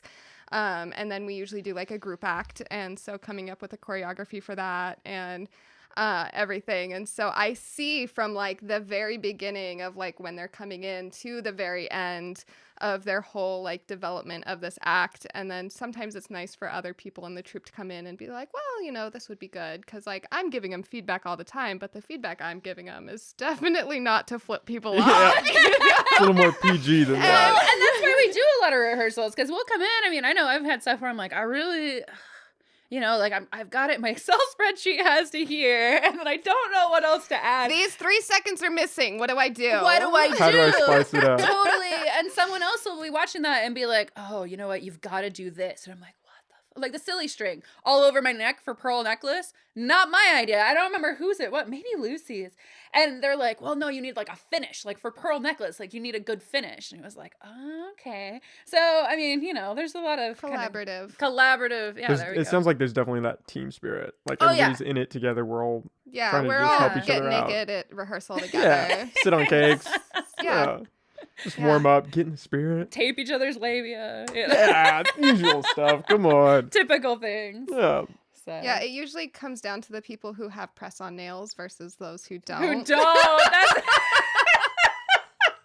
They're like, who can tape this part for me? I And didn't think about that. That's totally what it is. they're like, well, my real nails, I can do this. Like, There's a reason that backstage is usually when people are gluing their nails on, because it's when they've got all their other Oh costume my pieces God. on. Yeah, and then you glue on the nails. Once the nails are glued, you're fucked. That's where you're There's in no it. going back. Oh, you're in it to You win know, it. strap in now. Yep. or gloves. Once you put your gloves Oh. on, you can't do anything. You'll see you wanna some- pull anything. The number of times I've done stuff with my nose on my phone because I've already put my gloves Yeah. on. Oh, especially at rehearsal or like during boot camp, we're running things through over and over and over. And so you run through half your act and you've taken your gloves off and then you got to put them on and you're like, oh, well, I need to start my music on my phone. And so then you're just over here with your nose putting in your password because your gloves don't Don't work. react. oh Yeah. man. So, just things like that people would process. not know otherwise unless they were there. Like, what is this girl doing? Right. face. Well, that's a really good way to not get invited back if you're like a guest performer or something. If you're shitty backstage, because backstage you've got to just like you just turn to the next person. You're like, can you adjust my asshole right now? I just need a little help. I 2 seconds. can't see back there. I just want to. Do you have a guess of what that might be? What? An asshole. An asshole? Asshole. Oh, I thought you said asshole. There is that Yeah, too. that's what I thought. I read that completely wrong. Thongs and everything. No, they're like pasties for your ass cheeks. And they have tassels. And they got on tassels them, on 'em, and then you can make 'em shake your spin. butt, and they spin. So like Oh, You that's can fun. actually A lot you of can switch times directions. you have tassels on your your pasties, nipples. and then you do your shimmy and your Oh. tassels. Sorry, I keep hitting this. Well, and It's depending too- on how you do it, you can get them to spin in the same direction. You can get them to spin outwards. You can get them to spin inwards. Oh, and there's a same whole thing- science behind Oh, that. yeah. And We like do the lots of assholes- practicing. You either do the shimmy, you can do the football shuffle. Yeah, there's a lot of different ways to like get things Oh, to man. move. Yeah. So So you got to make sure. Well, and sometimes there we go. There's a malfunction. Remember when I took my corset off for a pearl necklace and it hung on to my asshole? yeah. So then I was dragging this. Well, and that corset is completely encrusted with pearls. Like it's fucking 20 pounds. That thing is so heavy. And you're just tugging it along. And I just dragged it along by my asshole. It finally came off, but yeah. It just hung on there by its little strings. Oh my like a God. 1 in a million. Like, what are the odds that it's gonna fall off and hang on by its strings? Catch, But yeah. let's see. What other terms would you? I mean, probably just the assholes. That's kind of a. Yeah, I did not catch that one. I was thinking asshole, and I was like, yeah, probably. I mean, yeah. I've made sure those are covered too. That's also. Well, there's a lot of like spot checks too. You Yeah. turn to somebody and you're I like, bet. if I do this, What and can Are we you still in the see? clear? Like, what's Yeah. happening? Yeah. Because I mean, you do dress rehearsal like 100 times, and you still find something 5 minutes before you're gonna go on stage that makes you go, fuck. How long are you guys rehearsing for? Well, we Is this like a usually, few weeks? Or... well, we usually have two. So we do bi-monthly shows. Okay. So there's 2 months between. So we do the even numbered months. Ragdoll and Arcada does odd number months, so that works really well, right? Oh, that's cool. Yeah. And so at least between the two of us, the other troops, I'm not really sure what their system is, but they have them kind of interspersed. But we do it the even months, and Ragdoll does odd months. And so we have like 2 months between shows. I'd say we really only start hitting rehearsal about 5 or 6 weeks out. Like it's very rare that like we have a show on Saturday and people want to show up Tuesday or Monday, Wednesday or whatever. Yeah, for our troops specifically, we kind of have some deadlines on like, okay, like we need to see your act. That way for like our producer, Most times. Yeah. pointing to myself right now. I used to do it a lot with Ophelia, and then she took a break, and so like I need to know to make some kind of flow for the show, right? Like I'm not gonna put 2 super high energy acts next to each other. Yeah, and there's then a science do to 3 it. slow ones, So like you want to have this kind of like ebb and flow of acts. I also don't want to put like 5 people that are wearing blue, Mhm. back to back.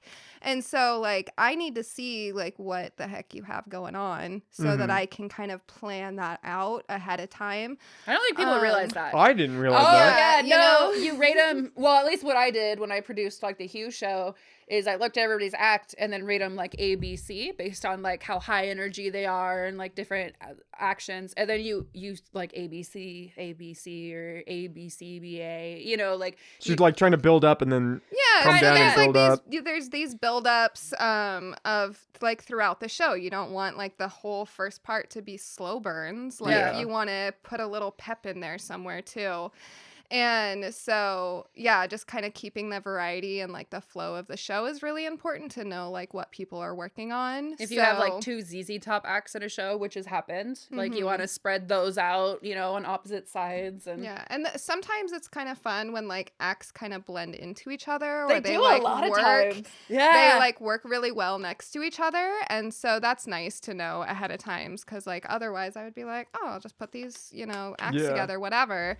So I have seen shows. I went to a show in San Francisco, and it was pretty obvious that I think they pulled in alphabetical order or something. And it makes, which I mean, they also have shows like 3 times a week. They've got Yeah, a lot there's- going on. We have more planning time and stuff. But I remember kind of being like, if you could move this act, planning because- it all out. Yeah. right? Yeah. Because you do try to get flows going in shows.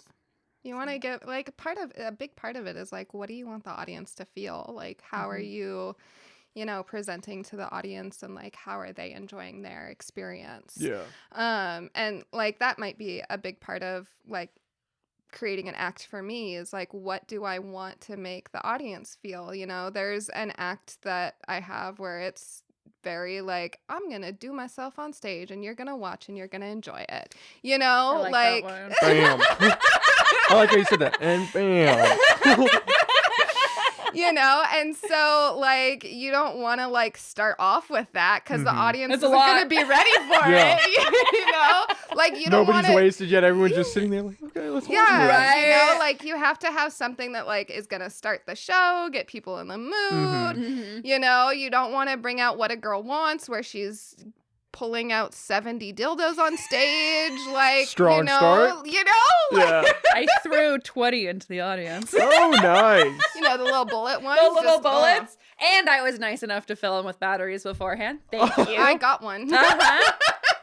Thank you, eBay. So like, there's that too. Like, you have to take all these kind of things into consideration when you're making a show. And obviously we definitely have more time just with the structure of the show's spacing that we have in particular. But We usually have about 15, 16 acts. yeah, I mean, Per night when you do. When we do a when show. we do our shows, it's like that whole 2 hours. We have a, maybe 30-minute, 15-minute intermission. It's supposed to be a kinda 15 intermission. depends. We usually come back at 20, 25. Yeah, because you do this. Yeah, there's How still a long's line the at bar bathroom. line? Yeah. How long's the bathroom line? Exactly. Yeah. Yeah. So And we do audience participation games. We usually do two. we usually do per show. audience participation, or sometimes we do like costume nights, especially for our October show, where like we'll do different awards for different costume categories and stuff like that. When there's a bachelorette party, we pull them up and do Yeah. Oh, that's a cool. lap The dance audience line. participation games there's been a few that we found out we can't do again. No. They just get too into it. Well, like the one game where you wear like a balloon on your back and then you hump it and Yeah. pop it. Seems really fun, right? Until you get a lot of people that may not know each other, humping each other. Oh. And then it's just Aggressively. very Oh. aggressive. We had someone get like knocked down on the floor. Yeah. And we're like, Yeah. It's not Maybe good. not. let's do this one Yeah. again. It's like, fuck, here we go again. Yeah, I Like, think one of the ones that I really like is the tennis ball kiss one. Yeah. And we that usually one's do fun. that with couples, and it's like they have to hold a tennis ball in between their lips. They basically kiss it, and then you have to like walk it down the stage and put it in a vase. Oh. And so just stuff like that, or like we've done the toilet paper plunger one where you like use a toilet plunger and like stick it into a toilet paper that someone else is holding between their legs. Just Yeah. really fun. To get them engaged. Just- and stuff. yeah, just Oh, Well, that's stuff. get fun. them engaged, and a lot of times, to space things out and give people time. Like if you have a For really setup and prop, stuff? if you Oh, have okay. a super prop heavy act, or if somebody's doing like Claire Fuxable does so many acts, like her and Lucy both. I tend to do a lot Well, of you do acts, too. Well, we just assume you can handle everything there.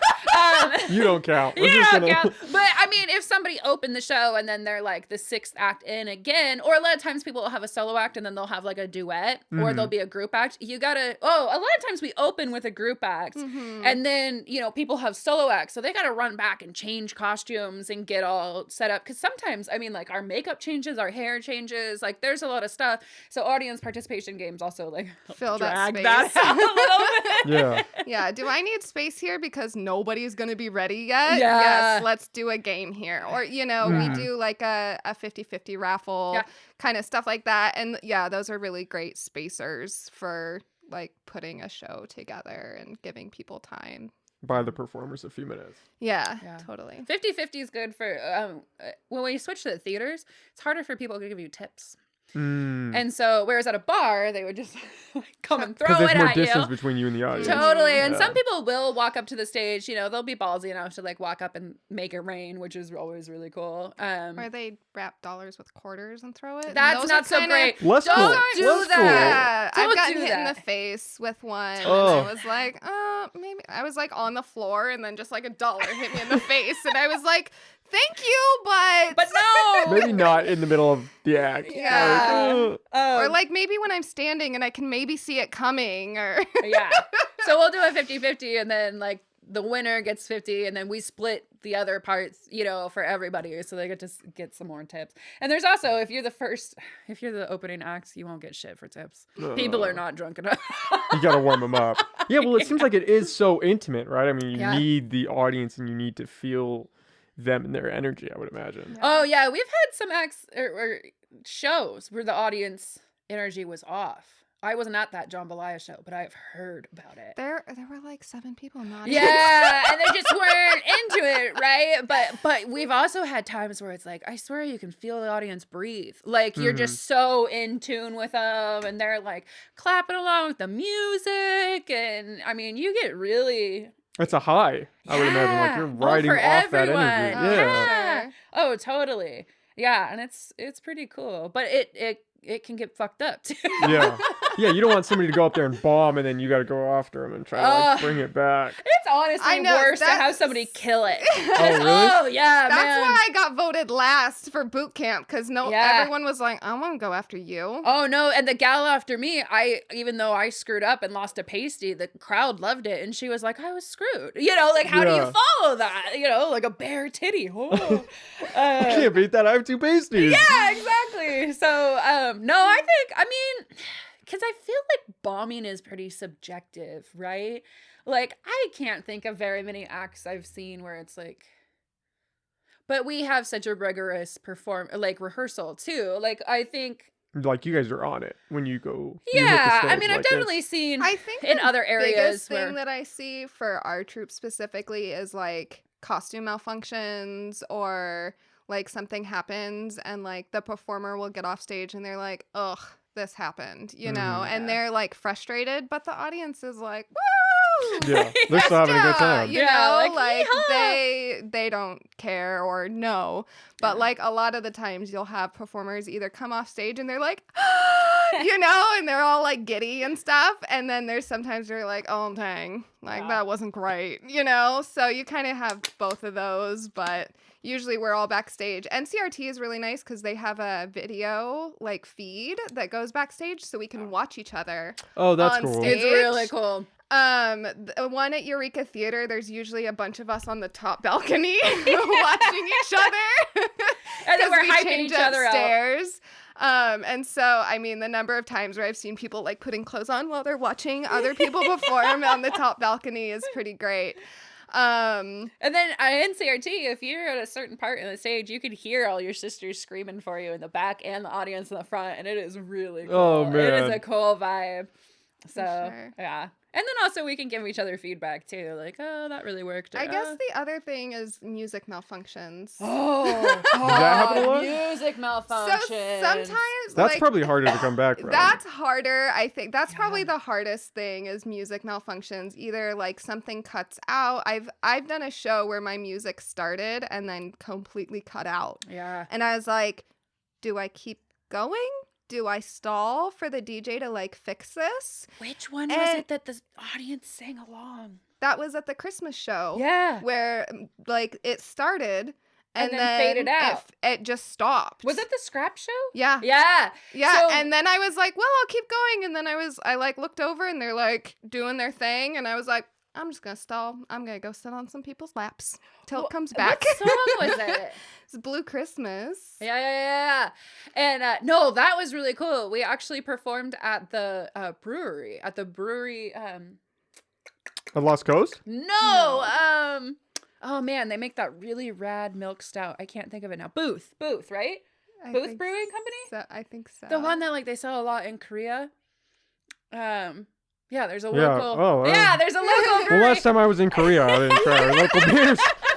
You didn't hit up the Yeah, Humble I tried. Brews. Yeah. I think, gosh, I feel really bad that I can't remember it right now because they were so cool. They were super rad. They were super They drew rad. a big giant penis on the stage. Yeah, and they set up in their warehouse, like where the equipment was, brewery, not like a sit down eat one. It was like the warehouse, and they created this stage with chairs. It was a collaboration we did with Scrap Humble, which unfortunately doesn't exist anymore. But It was a Christmas show we did. Yeah, because A I Christmas show, emceed. and My we- daughter was like 2 months old, and I Yeah. emceed it. And the whole deal was the costumes were made out of Recycled materials. Oh, whoa. So it was a Christmas show with that theme, and it was fun. It was really fun. But yeah, I think there were quite a few music malfunctions now that I Yeah. remember. Or like sometimes another one that I've done is when we did the Fringe Festival with Jamie Bondage and my music wouldn't come on. They kept Oh, that was the playing night before my song. C-section. I wasn't there. They kept playing the song before mine, and I would like turn around and I'd be like, this isn't my song. And then they And then they'd try again and Oh. No. this still isn't my song. Well, I know. So I just stood there on stage and waited until they figured out like how to get to my song, which they eventually did. But I was like, there's no way that I'm gonna perform to someone else's song that just went on and Yeah. like try and make it work. Yeah. And so I was just like up on stage, like, We're just gonna I wait. don't know, wait till you get this figured out. Like, I don't Yeah. know what else to do here. I remember Ophelia telling us that it was an out of town. I think it was when they were over in Chico. And she had told them, and see, that's hard when you perform in other people's shows, right? Like, we do a lot of work to make sure we get, like, you have to send the exact version of the song that you want, is how we do it. But she had sent in, oh, I want to do this song. And they did a different cover of it, which was, like, the tempo is completely different. And so then she's, like, stuck performing to this version of the song. And it's like, well, there goes all your choreography. Yeah. Everything you know? rehearsed is just out the window. Oh, totally. That Excel spreadsheet is up in flames Minute right 3:15 now. isn't happening anymore. Imagine if I told somebody that I was performing Gaston to You're So Vain and they played the original instead of the Marilyn Manson cover. That could get a little. That could get a little rough. Oh, good heavens. Yeah, ripping the chest, the chest full of hair off would be much slower. Slow burn. So do you guys like tour with this then? If you're going to like Chico and stuff, or is that just like you reach They out to these used other? to a lot. Okay. Vava did a lot in the beginning years because it was hard to find venues around here. Mm-hmm. But I think really, especially since we've established Eureka Theater and NCRT is kind of like our home places. You got your spots now. We got our spots because they used to have to. I think the Palm was the first one we really had regularly because it used to be they just have to rustle up a bar or something for the show. Yeah, I mean, there's not as much as that. Ragdoll was at Humbrew's. They were at Humbrew's for all their events. So I feel like in general, there's just a lot less traveling that goes on. I think as as a a troupe. group, I think as individuals, people will go out and perform like down in San Francisco. I went and performed at a festival in Arizona. You were going to go to Utah when the I pandemic was hit. going to go to Utah wow. in March last year. I got Yeah. accepted to the Utah Burlesque Festival. And then pandemic hit and they're like, we're not doing Ruined the festival, everything. you Yeah, know? but they waited a They long dragged time. it out. I know. It was Yeah. like literally like the week of the show. They're like, we're not doing this. I And remember you texting and being like, do I cancel my tickets? Like, yeah, what do I do? was just like, I'm not even doing this. But yeah, it was a mess. Yeah. It's so hard because I think at first, like a lot of people were like, well, what is going on? Yeah, I don't What think do we anybody really had an do? idea. Oh no, we're Um, like, it took us a while to cancel our April show, our show at the end of April, because we were like, oh well, shelter in place for a week or two. We didn't know that almost a year later we still wouldn't Same have spot. performed. Yeah. So yeah, individuals will like travel and go and perform at festivals or other venues. I've gone down and performed with the Sin Sisters down in Santa Cruz and stuff like that. And we try to So, bring people up here. We'll have people from Sin Sisters. We've had a couple people Kiki, from Los the Chanchus. Bay Area, Yeah. mostly. We'll do that, especially at our anniversary shows or bigger shows, Mhm.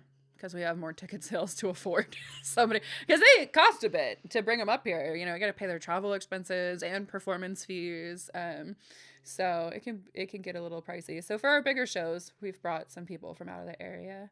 Does anybody do this full time? Can you Oh, do yes. this full time? Oh, okay. Yeah, oh there's man, a lot there of are some people that do it. that do it for a living. Oh, wow. Yeah, that's actually, it's interesting when you take classes and stuff from other people, realizing that some people don't do this as a hobby. This is what they like. We just took a costume class from one of the Sin Sisters in Santa Cruz, and she was talking about cost evaluation and figuring out, okay, if I've put $100 into this costume, how many times do I have to perform before that costume pays itself off. And I was like, Wait, you can pay off your costume? you can pay off your costume ever? Because we just, when you're performing once every 2 months, but see, they have so many opportunities. They can hit up Oakland and San Francisco and Santa Cruz and Berkeley. People on the East Coast. Oh, yeah. You're a performer and you just go around to all the different venues and yeah, there are people who do this for a living, absolutely. Oh, wow. Who have been fucked in the pandemic, right? Because a lot of times they're self-employed, And if that's your only source of income, that's shot. Yeah, now. I mean, it's a gig job, know, and there are definitely people who do this for a living. The amount of burlesquers that I have seen promote their OnlyFans in the past year. Yeah, man. Those costumes would be so good for it. I know when I was webcamming, my webcamming career kind of overlapped my burlesquing career for a little minute. I once got paid some serious bucks to lick rhinestones off my tits. But yeah, the burlesque costumes definitely. See, again, look at his face right now. Actually, so believe it or not, webcamming was this thing before OnlyFans. What is a webcam again? What? It's not just built into your computer? What are we talking about here? Right? No, we've talked about OnlyFans. That's come up on the podcast. Yeah. It's crazy how big that has gotten. I think it was more the licking rhinestones off Yeah, yourself comment. yeah, I wasn't expecting that. Learn something new every day. But no, I can see the burlesque costumes really playing in well with that kind of format. Actually, that would be pretty good with a quick release. But wow. Think of buckle straps on your backpack. Those get used in costumes a lot. Or Not smaller versions, but then you just bam. Yeah. It's all about the quick release. Yeah. Or ever since I had my baby and then nursing bras. Now I'm I'm going to use nursing bras for all of my acts because they are just just quick release. I saw a performer who was also a sword swallower. So her corset was laced with the sword. Yeah. And so am I close enough to this thing to describe what's happening? So her corset was put together. Just get a little close. If you scoot it up a little bit. Let me move my hair out of the way too.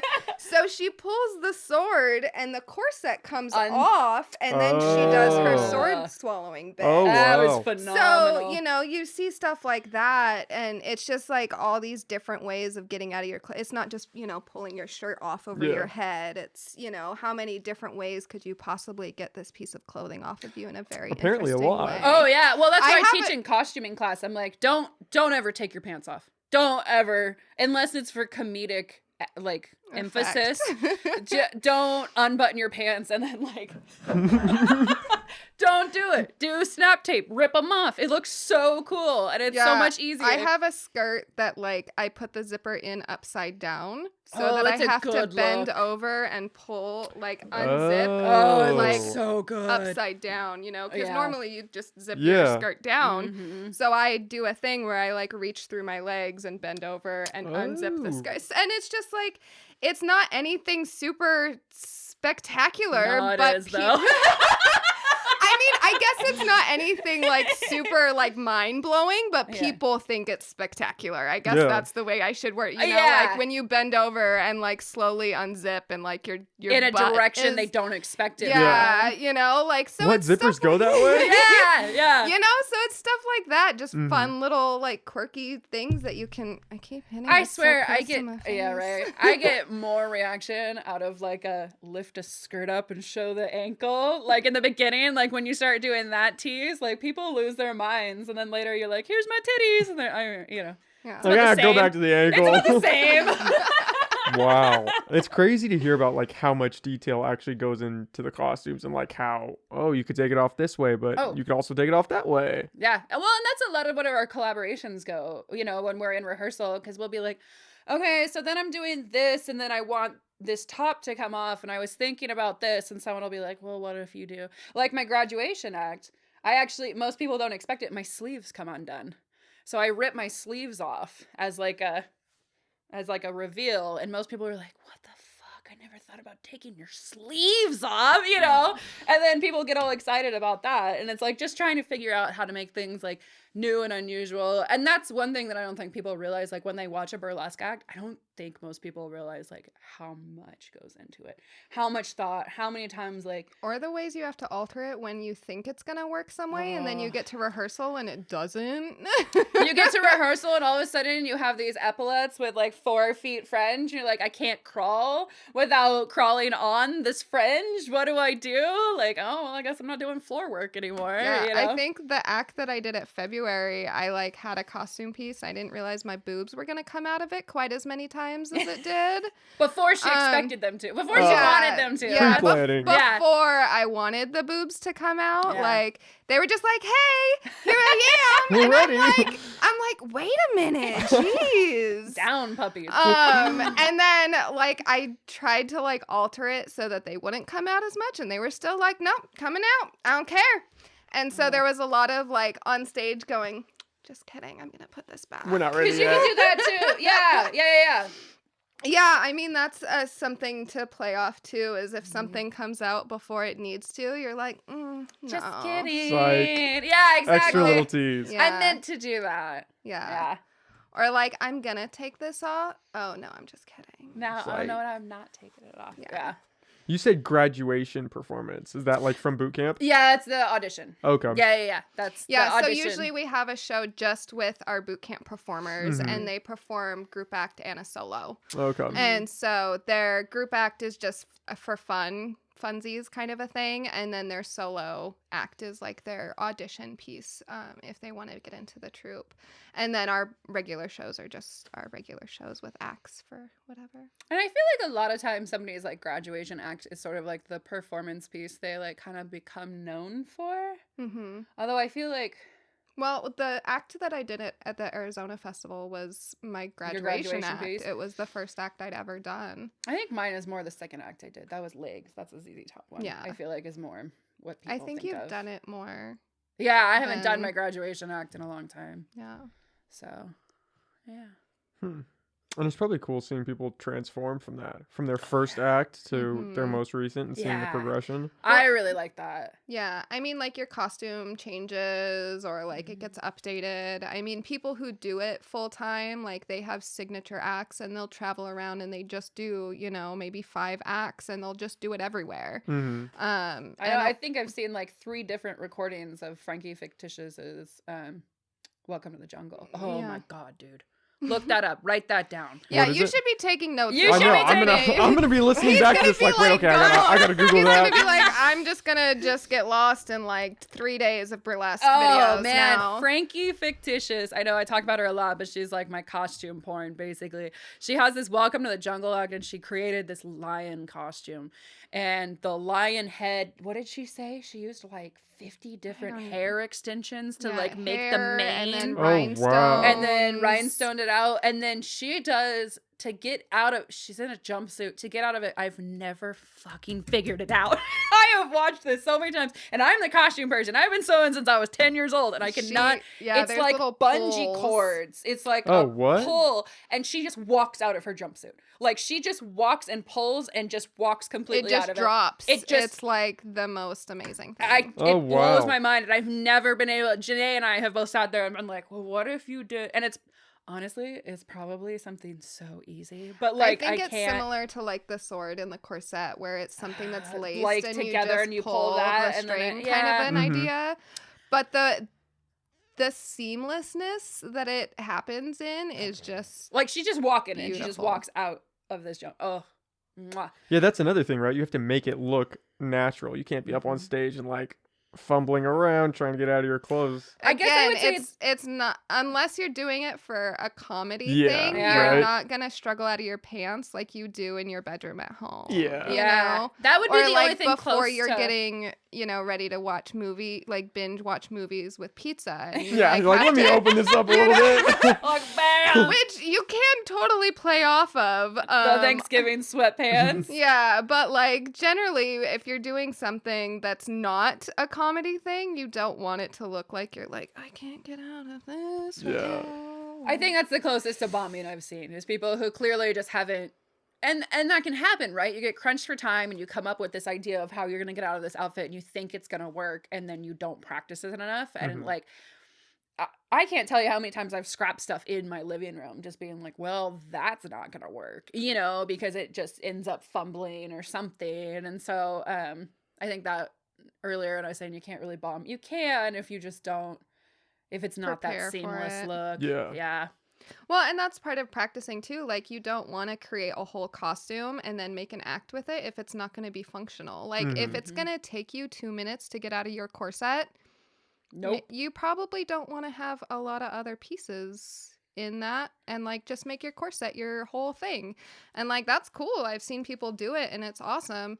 But like, don't have 70 layers on top of that corset, if Yeah. you know. So like, Yeah. you kind of have to run through things and be like, oh well, this costume piece isn't really working, or I can't get out of it the way I thought I was going to, or I have 10 seconds to get out of this and it's taking me, you know. Like, if you don't practice and all of a sudden you're like up there for a minute still trying to get out of your skirt, Yeah. you know, people might notice. I build oh shit mechanisms in mines. Like if Quick I have release, just well, honestly, like if I have a skirt that I like unzip out of, I make sure it's one I can also just pull down if I need to. You know, like the skin tight stuff that like there's only one way out. Like, don't do no it. thanks. Don't do it. Yeah, it looks great. But. Do you have to like in boot camp? Are you trying to like coach people with confidence too? Because where it is Yes. so intimate and you're showing your body, I'd imagine that for some people that's got to be hard. Like, Yeah, even I mean, if you like, want to the do it, first right? week we work on like our movement stuff, and it's literally like I will spend half the class just walking in heels back and forth. Yes.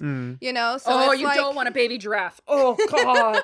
Oh, I you're have- stumbling around. Oh, I have Yeah. seen people who just automatically assume that burlesque means they've got to wear 6-inch heels, and you're like, baby girl, no. Like, just wear Get like some flats. yeah. I mean, I've Flats seen are some fine. really sexy performances in flats, or like I have a pair of shoes that are like a block heel that I actually paint black so that on stage they look like stilettos.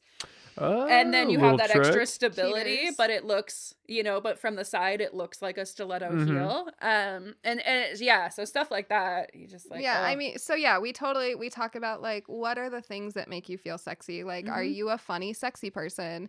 I am not a smolder. I cannot smolder. She makes me laugh like every time. It's hysterical. I have and Jezza I love face. it. So you're supposed to, one of the things we go over in boot camp is give face. You know, like you want to look at the audience. You don't want to you dance wanna- all pretty like this. Right. For our non-visual, Just you blank know, like face. you don't want a blank face, or you don't want to like sit up there the whole time like scary smile. Or if you're staring Okay, at but- somebody making eye But like contact. Jezza, like my default though, they call it the Jezza face because my default is just this. Are we having fun? I would recommend everybody go watch the video because you're gonna want to see some of these faces. I mean, she uses that face sometimes other places than the stage, but You like it. but yeah, I mean, there's every aspect that you could think of. Like, what are the things that you find sexy about yourself? Like, do you not want to like show your stomach? Great, we can make costumes that cover that up. I and cover like that a nobody lot needs to know. Like, in costumes. do you want to keep a corset Yeah. on for your whole act? Keep it on. Yeah. Like, you don't have to Well, take that's it good. off. Oh, yeah. like, All about making them or- feel comfortable. yeah, we've so- had people do graduation and they still have like a whole teddy on afterwards. Yeah, you don't have to get down to pasties. No. It's not a requirement. Mhm. I No. mean, a lot of people just get to the point where like, shoot, I'm going to show my whole dang boob to everyone. Yeah. Like, why not? It's one of those things that I feel like the people who are like, no, I'm not going to do this, and they might not even for I think Lucy did. I don't think she did for graduation. Yeah, she didn't take her little negligee off. And then now she's like, bam, you know. Let it so all out. yeah, and that's one thing I do cover a lot in costume class. Is it? I mean, not to body shame, but I'm just like, hi. Do you personally do you have like body image issues around like, do you feel like your butt is flat? Like, it probably isn't. Your butt is probably fucking awesome. But if you want to feel better, then here, let's pull your thigh highs up right underneath. You know, like tricks and tips and, you know, do you not like how wide your butt is? Okay, well then we're gonna do some fringe designs so that your eye gets drawn other places. You know. there's a lot of like ways to kind lot of of smoke and mirrors. conceal or like make things look better if that's what you want to do. Or like draw your eye at a And- certain point. Yeah, Totally. or Okay. you could just like let it all out and be like, F it, like Mhm. this is what it is. I have my Route 66 act. I have pasties and like the smallest thong I've ever worn on stage, and it's all flesh toned Oh man. to me, and like it just looks like I've got rhinestones like in the appropriate places, but it's like the most naked that I get. Like the idea is that my car breaks down and I'm trying to hitchhike, and so I have to keep taking things off for someone to pull over for me. It's cute. And it's really cute. I think that's as close as like comedy as I probably have gotten. And then eventually someone comes out and like picks me up at the very end where I'm like completely naked and I've tossed everything out, and I like go to like grab all of my stuff and I'm like, shoot, forget it. I'm just going like this, you know? Oh, that's cool. You know, so there's, you know, totally stuff like that. Or, I mean, there's also the act that I was going to take to Utah. I have this gorgeous corset, and I'm like, I don't want to take this off. I put a lot Is that your blue one? My blue one. Yeah. I was like, I put a lot of time and effort into this stupid thing. I'm going to wear it the whole time. Well, also, sometimes you get pieces like, I was almost okay with my pearl corset not quite hitting the ground yet, because shit flies off. Like, you damage those. We saw when we had Poison Ivory come up and perform, she had this robe that was very expensive, and she actually had a person, she took it off and then handed it to somebody off stage. Yeah. So there's also like, I'm not throwing this on I'm the not floor. throwing it on the stage, you know? You get my money back on this thing. Yeah. So, So I mean, there's all kinds of options, like just to make whatever you feel sexy in, like that's what you're gonna do, and like that's what I'm gonna encourage in like when I'm doing our boot camp classes, or you just in our rehearsal with like the true people. You know, we're I'm so like, brutal with each other. We'll be like, I don't know, I don't like this because my tummy's showing. They'll be like, shut the fuck up, you're hot. Like sometimes they're a little brutal. I come in my daily underwear, which sometimes I'm like high waist granny panties, and they're like, "What are you wearing?" And I'm like, "This is comfort, okay? Oh man. This is comfortable before I put all this other stuff on, okay?" Just give me my 5 minutes. Oh no, I've shown up to rehearsal and like wasn't wearing underwear underneath my leggings, and I'm like, oh well, shit, I forgot my show panties, so we're gonna put this on over my leggings. We have fun. But yeah, I mean, body confidence is a huge part of it, and I don't think that there's anyone in the troupe that doesn't struggle with some body image. I mean, honestly, I think more of us than not have had, you know, like I joked about it, but I really did have an eating disorder issue for a long time. Well, me too. Yeah, you know, I mean, I don't think Is that there's... pretty common?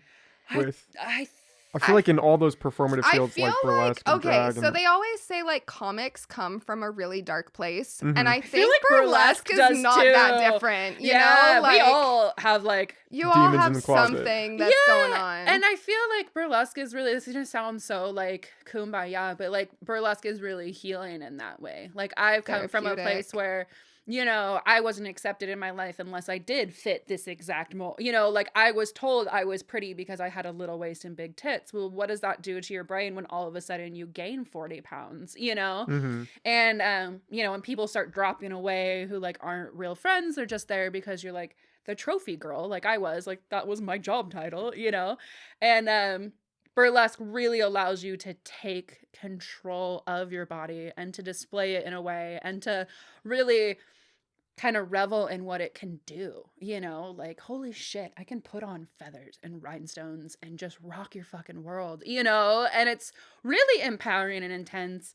I mean, there are definitely times that it fucking sucks, like I'm feeling like a chubby bunny and I got a show in 4 days, you know.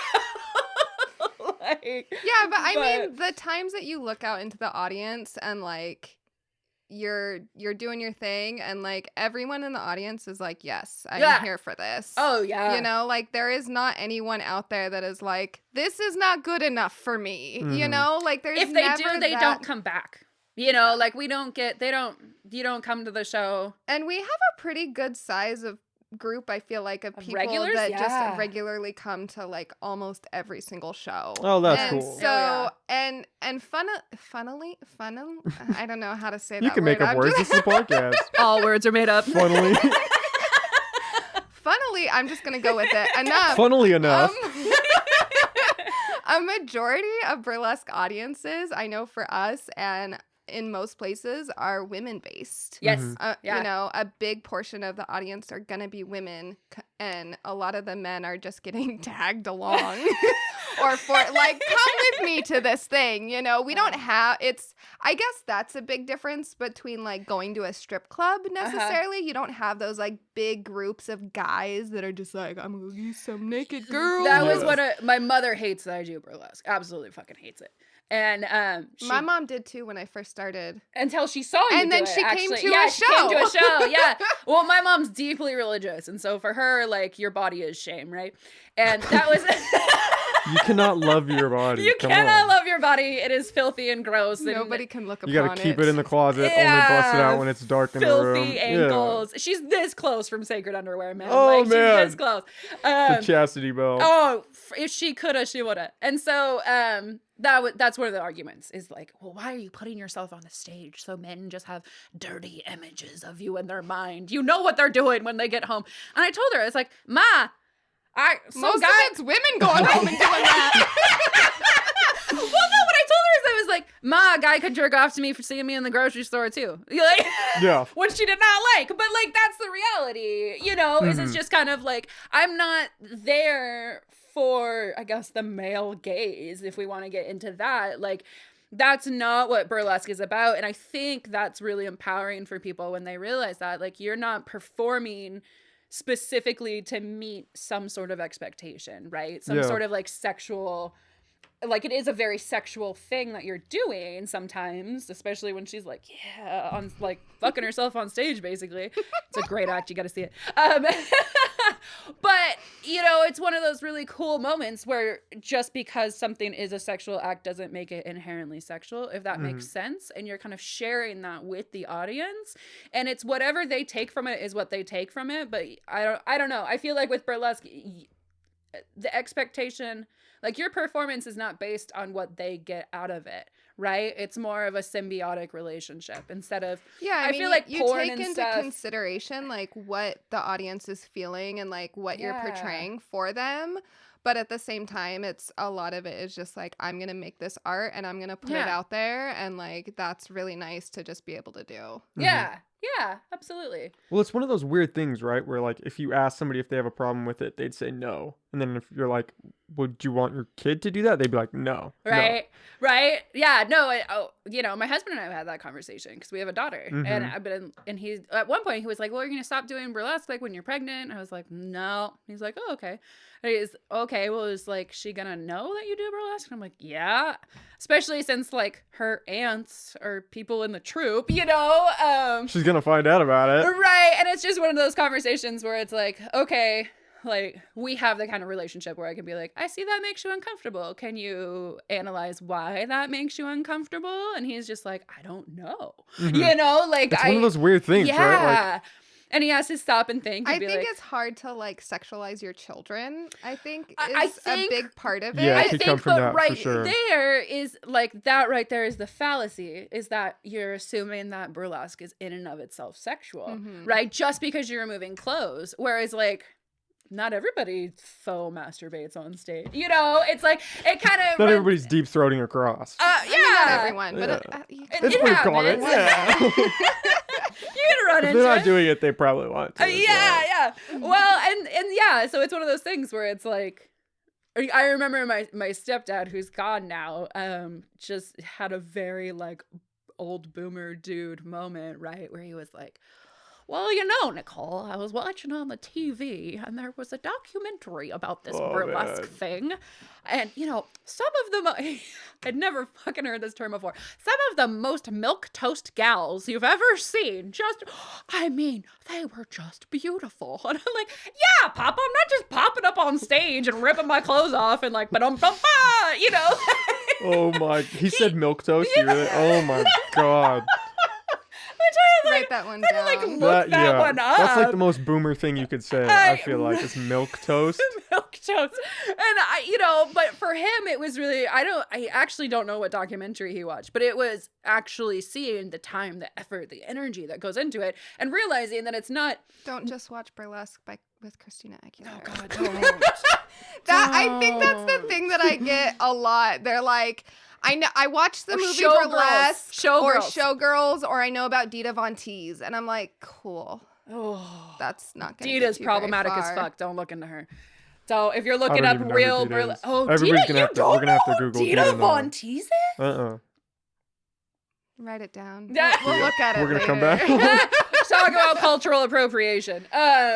She's done a few things. She has a Orient Express act specifically that like an opium den. like an opium den act, and she's very white and it's very problematic, and she's been told it's problematic and she refuses to stop doing it. Well, she's very mainstream. She performs at like Vegas venues and stuff. She's like like people who have never been to a real burlesque show have been to Dita Von Teese. I went to one in Tahoe. Do you remember that?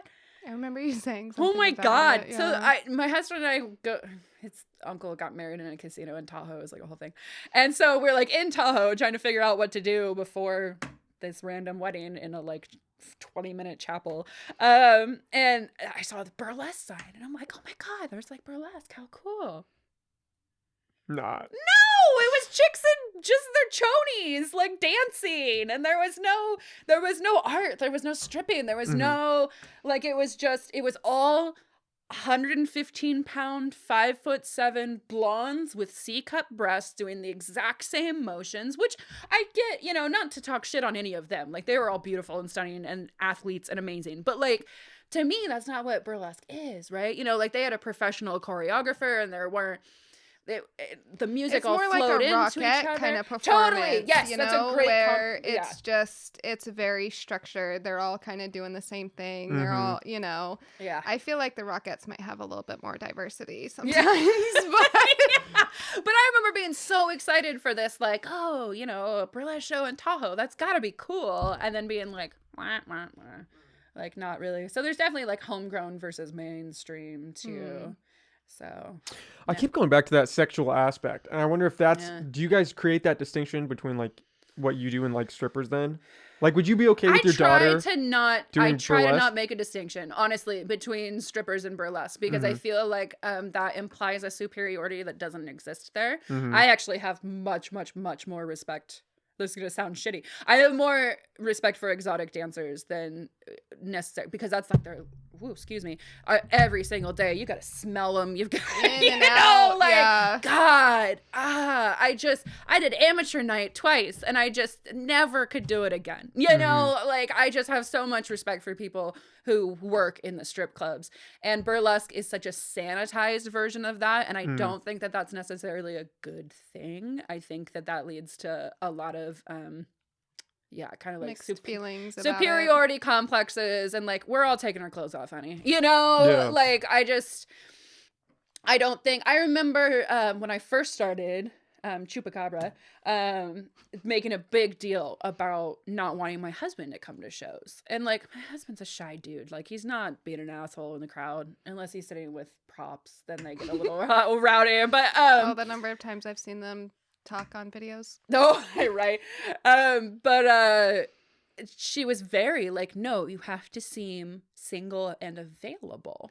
It was a whole facade. It was this whole facade. We create a character. Like my persona on stage is not the person that's going to the grocery store. No, same. Like, but she had, it felt like a very strange, and I'm sure there are people who do this and maybe it's not weird, but the way she was presenting it to me was this whole, no, the audience has to see you as sexually available even when you're not on duty, right? Even when you're not on stage. If you go to the bar after, I remember her saying, if you're at the bar afterwards, you don't need to be hanging on your husband. And I was like, I'm not advertising that though. That was like and I think that was more her hangups.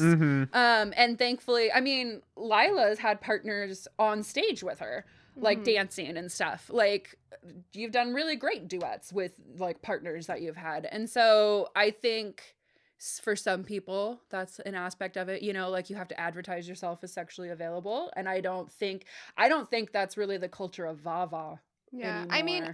I think that's like individual. Like, if that's the persona that you're gonna That's portray right. on stage, If that's what you want to and do for like yourself, that's that's what you cool. want to do, like totally fine. You know, Yeah. we all have. I feel like a lot of us end up just kind of being like a mesh of something between like this extra super glamorous person and like our eating pizza on the couch person. You know, like there's Finding that something mesh. that like comes together. I think it was her dictating that for others that gave me just this queasy feeling. Right? Yeah, I think to say like you have to That's where it create gets that weird. image, Saying you it's have to do like this. it's not necessarily like what you want to tell people. It's like if that's what you want to go for and that's like, you know, your thing. Like I am so overtly flirty on stage like than I ever would be in real life. Like I would never talk or interact with people at a bar the same way that I do on stage. Yeah. You know, like I'm not making out with bachelorette parties on a daily basis. At a nice restaurant. but- We don't make out in our daily lives, but we have on stage, and I don't, you know, it's like normal kind of a thing. But Lila, she'll make out with bachelorette parties every show if I need to, you know. Man. Yeah, so it's just, and so there is some like difference that you want to play with, and like, you know, sometimes it's safe to create someone else to be on stage. That than alternate it is, persona. Yeah. Well, like- I also, you know, that's a good point because I'm thinking about it, and I feel like a theme that comes up regularly in our boot camp are women who are getting out of long-term relationships who maybe didn't get the opportunity to sexually express themselves for years because like they married their high school partners and never came, you know, Kept or it kind of very a vanilla. thing. Yeah, you know, and here they are like 2 kids later or something, like, and I'm they're gonna like, pull out a dominatrix act, and like, right, you know, we get a lot of that. I We feel do, like a yeah. lot of just like, I'm gonna just beat your butt Go. on stage. Yeah. You're like, girl, you're working through some shit and I approve, you Yeah. know? I feel like, you know, that creating a safe space for the sexual expression that you can also leave on the stage and go back to your regular, you know, Clark Kent life is definitely an aspect of it. You know, having these personas that we can act stuff out on stage that we wouldn't at the grocery store.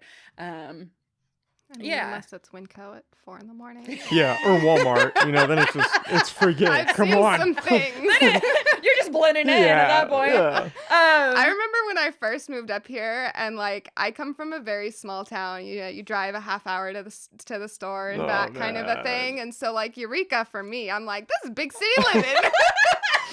You guys got a mall that's not an hour away. You got a 24-hour grocery store.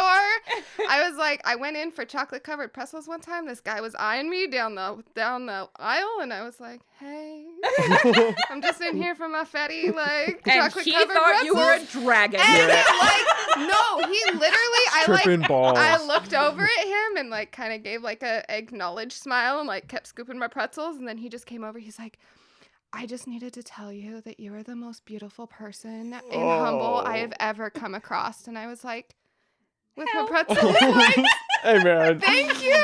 Never coming into Winco at 2 in the morning for chocolate covered pretzels again. Oh, and see, I'm from Bolt, so we're like, you know, born and You get used to raised. it, You're yeah. like, fuck it, Wenko. Oh, that was your first Yeah. mistake. Yeah. I didn't know any better. I learned real quick. Rookies. Oh, man. Rookies. Yeah, exactly. Rookie move. For sure. Oh, Oh, God. God. Winco's the big city. I love it. I'd never been to a 24-hour grocery store before. Remember, she doesn't The world cuss out either. there. Yeah. She Wow. just got picked up from the 50s and popped down. But, Do you notice that having like an effect on relationships doing burlesque? Does that bleed over? I think it does in the aspect that you're putting a lot of time and energy into something, you know, just like any hobby. Like if that time and attention kind of takes away from the time and attention you're putting into a relationship, that can get really hard. my husband struggles with a mess. Oh, really? He really has a hard time because he's like, When you're he likes waking up things- with rhinestones in your underwear, like a rhinestone on your butt. Yeah, Yeah. he's gotten rhinestones on his butt a couple times. it's And he's like, why is the dining room, why can't I sit at the table? And I'm like, well, because that is act number 1. And this, Oh man. So there's some, I think for the majority in our troupe, there Mhm. hasn't been any issues where like there's any kind of like jealousy necessarily of like I Oh. don't want to see you on stage in front of all these other people. Uh-oh. I think feel we like did there's been early a on. couple, Well, but- there were, because remember that was a big thing that they would ask us when we joined the troupe. Yeah, they asked like, "Is there in our gonna contract, like, is your partner gonna have Mhm. an issue with you performing on stage? Because they had problems. Yeah. I don't think since we've been a part of it, it's been as bad as No. that. I know the first, like, for graduation, my husband had to get like really drunk. That was his first time seeing it. Well, and like a lot of his friends went and stuff, and he was just like, Oh, fuck, man. you know. But like, I think When you're from Humboldt and you know everyone. no, like Like, my grandma was there too. no, dude, my history teacher from high school. Oh was there. my like, God. That's just a walk-in because we had it at the Oh, Wave man. Lounge in Blue Lake, and I was like, "What's up, Mister? Okay." Cool. Remember that F you gave me? Yeah, Yeah. watch this. Or shit, is this why I got an A? Yeah. Oh. Right? I think it, in general, I think that burlesque people tend to be sort of open. And so Yeah, you we're the wouldn't really kind of date people. somebody that's gonna be- Yeah, Right. I with feel like we have a whole two people that are like straight in our troupe. Yeah, you straight, know? period. So, like, The rest of us are alphabet mafia, like, for sure. So I feel like there's like that aspect that comes into play where like Yeah. your personal life is already kind of like you're probably already little a little more quirky. accepting. hmm Yeah. So I don't see as much of that. I feel like just for our troupe especially, like I there think we hasn't have a lot been. of people who have exes that wouldn't have been okay Mm. with it. I remember someone performed and they looked out into the audience and front row was like, "Oh, that's a guy I dated in high school." Cool. I had a creepy stalker dude from high school in the audience one time, and I remember telling Kitty, and she was like, "We can fucking kick him out," like, and I was like, "No, I'm gonna do it." You know, Look like, at what he's missing now. yeah. Yeah. Well, I mean, no, he was Creepy yeah. stalker dude. Creepy Wow. stalker dude, yeah, like thought we were dating when we weren't dating and got Oh. all mad about it. It was like a whole thing, and I was just like, well, no, I'm not.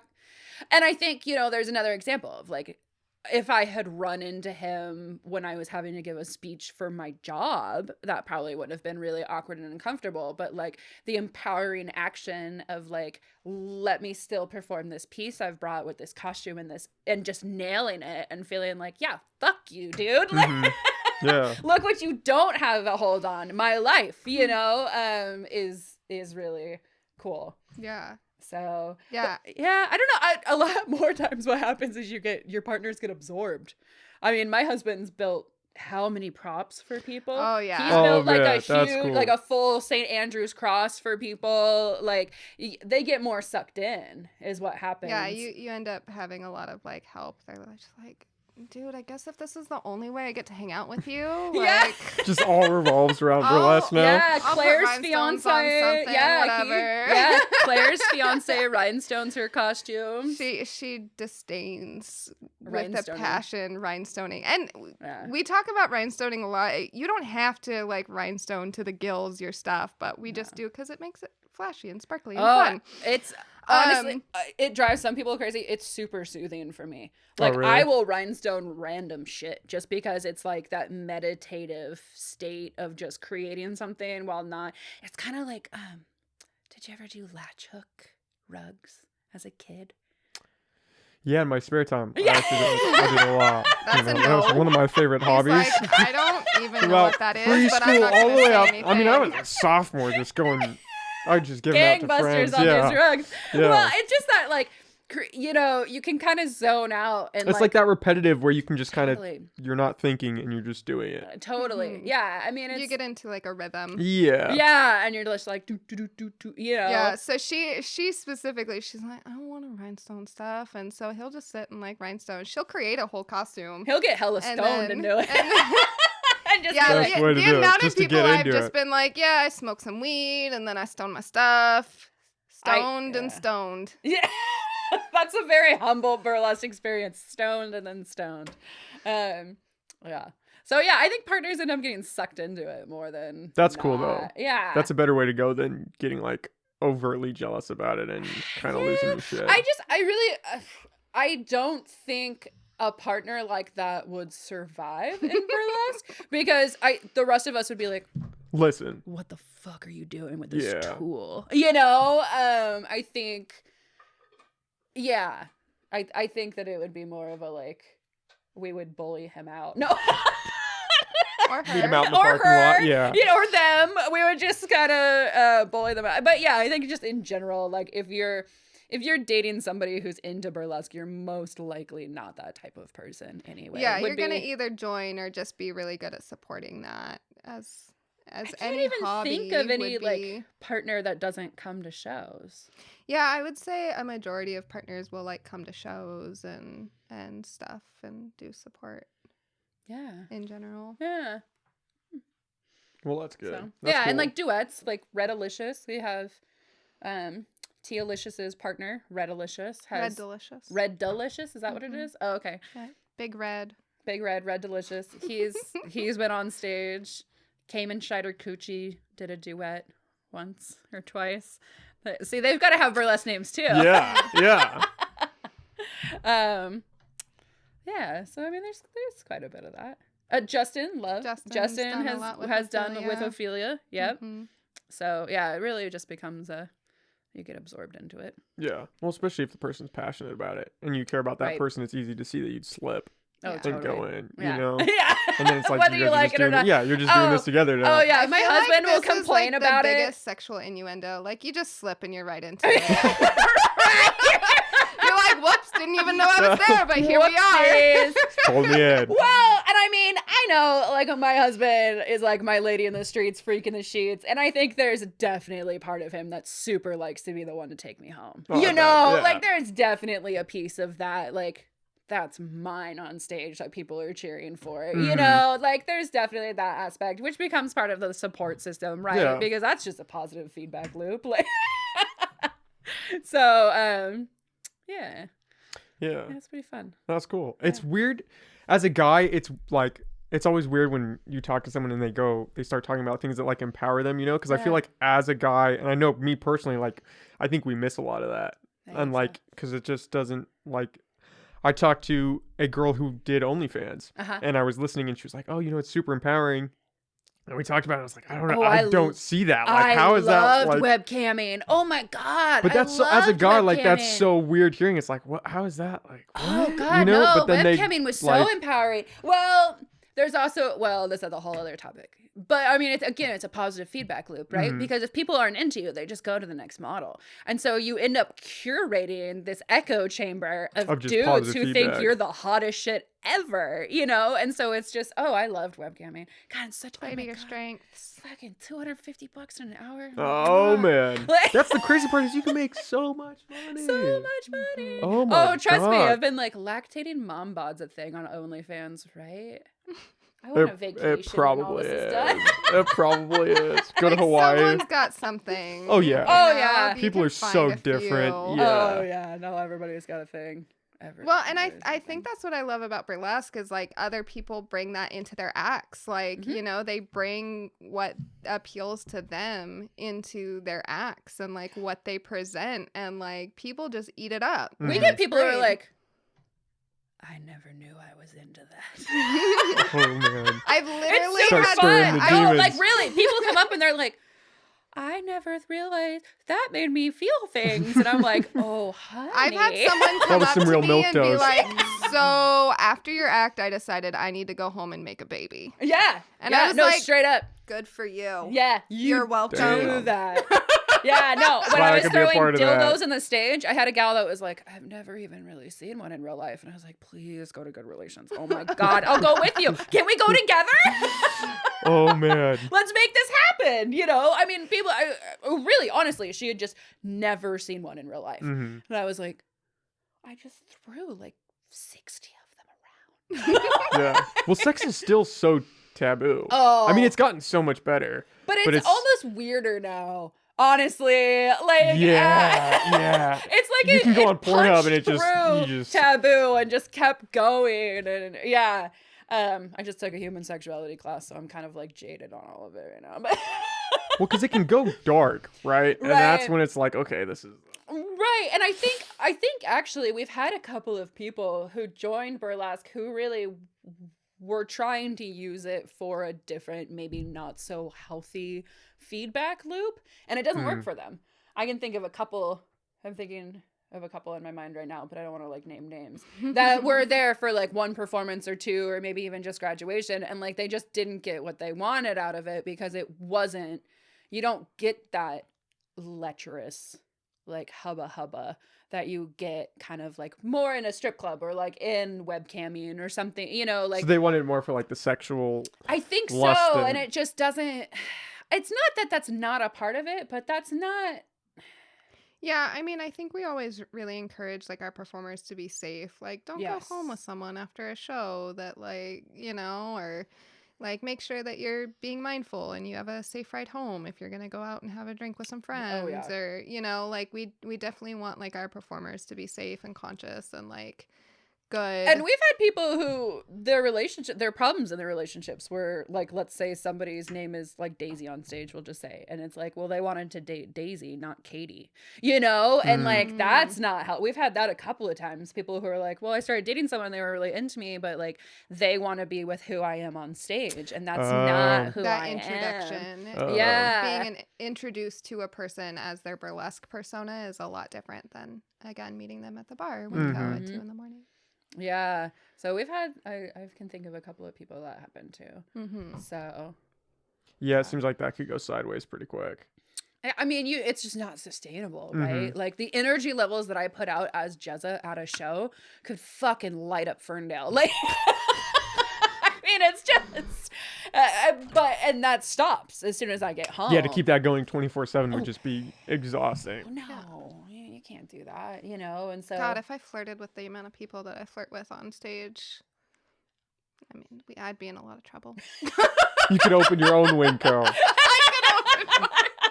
Oh, man. Get money for them to watch you pull out pretzels from a bin. 4 a.m. Hey, guys. Just one of my chocolate pretzels. They would bring you chocolate pretzels. Ooh. That's an idea. This is sounding better and better. I know. Nice. I had a hankering for mozzarella sticks for like a week. I was like, mozzarella sticks sound really good. Nobody went out and got me mozzarella sticks. I had to get them myself. Rude. What kind of world are we coming to? Atrocious. Well, and man, I mean, I just remember the time that I was like, I fucking need movie theater popcorn. I showed up backstage and had movie theater popcorn, like, because one of my burlesque sisters was like, well, Broadway cinema was on my way. Like, we just move so in sync with each other. So, and being isolated, I haven't seen Lila in 6 months or something, you know, like being so sheltered from everybody is really That's gotta fuck so many people up. Just being like really though, just being isolated for as long as we have been. Well, and it's hard when like we get so close with burlesque shows, you know, between because rehearsals. you're taping people's vaginas up. Yeah. I don't think you can get much closer than that, really. It's also, it just becomes, it's like you show up to rehearsal and you bitch about your day and, you know, and we've got group chats to go over costumes that end up being like, I didn't sleep last night because the kid was up, you know, it just ends up becoming like this huge support system. And then when you don't get that in person, like, it's been really hard trying to figure out, I baked so much during COVID. That was what, like... you bring me cheesecake bites or something? Oh my God, I brought people so many things because I was like, I can't stone crazy. a corset, so I'm just going to make cake. Oh, man. Like, the amount of like muffins and cookies and cake and cheesecake and scones and the list is endless of the things that I had to make because I lost that creative outlet. Like Good Relations did a corset contest and I was giddy. Absolutely giddy for that whole month being able to, and the corset is too small for me. I'll never wear it. Like all I can do is use it as an example for my costume class, and it was like the best fucking thing. Like October was amazing. I think people have stopped talking to me because I hit them up and I'm like, hey, do you want some cookies? Because I can't eat it all myself, you know. And so it's like every week I'm hitting some people up like, hey, I made this. Cookies. Do you want some?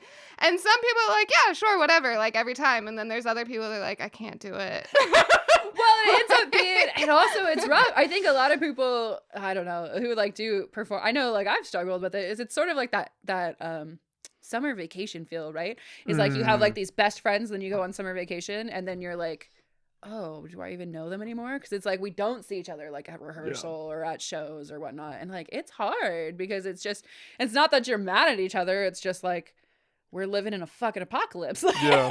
What do you do? Yeah. And especially for you I guys, can bring 'cause you some muffins. maybe not. I can make some more cookies. Right. But you guys, especially, I mean, being a performer, like you've gotten the taste of what it feels like to kill in front of a crowd, and having that just be taken away from no fault of your own, like that's gotta drive you crazy. I think because like I'm really close with my grandma and she watches my daughter once a week, and so like I took COVID really, really seriously and did like a lot of shelter in place, and so I feel like for the first, I had kind of that keep calm and keep it on for like the first couple of months, and then when it got to like June and August and we hadn't had a show, I was like, Jesus fucking Christ, Yeah. And even like we had talked about doing a virtual show, and then it just didn't come together. And honestly, it's nobody's fault. We're just all fucking exhausted, like everybody's so tired, and you're reinventing the wheel, and that is super hard. I mean, even just having, I know like my Clark Kent job, like my muggle persona, like I'm in Zoom meetings all day, and so then when it comes to, okay, well, let's have a Zoom meeting with the rest of the burlesque girls, it's like, okay, Well, I think the other thing too that we talk about is like, we don't necessarily have like a performance space, a lot of the time, like if we're not in a rehearsal space, like we're doing stuff in our living rooms or we're doing stuff in our cars or, and then it's like, well, where would we film? I have nowhere that I could film at home. Like I have so much furniture in my living room. Like I can't film in my living room. Do I like set up something in my garage? Like it's like, this is taking so much more like time and effort and work than we would normally already spend on stuff that like, and some people have made it work where, like Club Triangle has done some really cool stuff at NCRT. They have done some really neat things. We've talked about filming at NCRT, but then it's like, okay, well then we've got to get everybody all set up. We've got to figure out how to sanitize the space in between each performer. At that point it just gets overwhelming. There's not I'm just gonna not use that word because I can't say it right now. There's not that like group effort in it, like camaraderie. Is that what you're gonna say? I was wondering if that's where she's gonna go with it. I feel like I'm just We're gonna go back to funneling. I feel like this is not gonna come out right, and so and it's hard, and it's like you said, through no fault of our own, we're just sort of adrift in this like performance-less space. And like I said earlier, like for me, I vibe off the crowd, and so do you go into a place where you've performed several times, there's no audience, there's nobody there except for someone who's like pressing the play button on the camera for you, and you're gonna like perform and do this big amazing thing for like a video, dead silent, other than your music. There's nobody backstage to like help you up. No energy. This hype if you have to tape your vagina, no one's there to help you. You got nails on. What are you gonna do? Tape your vagina. But like who's gonna help you get ready? The number of times that I've needed help getting into a costume before. How many times have I act, laced your corset? Yeah, I mean the number of times that you just need help with something or like a check or hey, can you make sure my pasties are even and one's not up here and just stuff like that like you're not gonna get. I mean, even before you hit a stage that has no audience, like that just and for me like bummer. A lot of the confidence and stuff comes from the enthusiasm and the energy. Like for me, I haven't performed since I had my daughter. Like I performed 8 months pregnant, and then I did the photography for the next show, and then shutdown happened.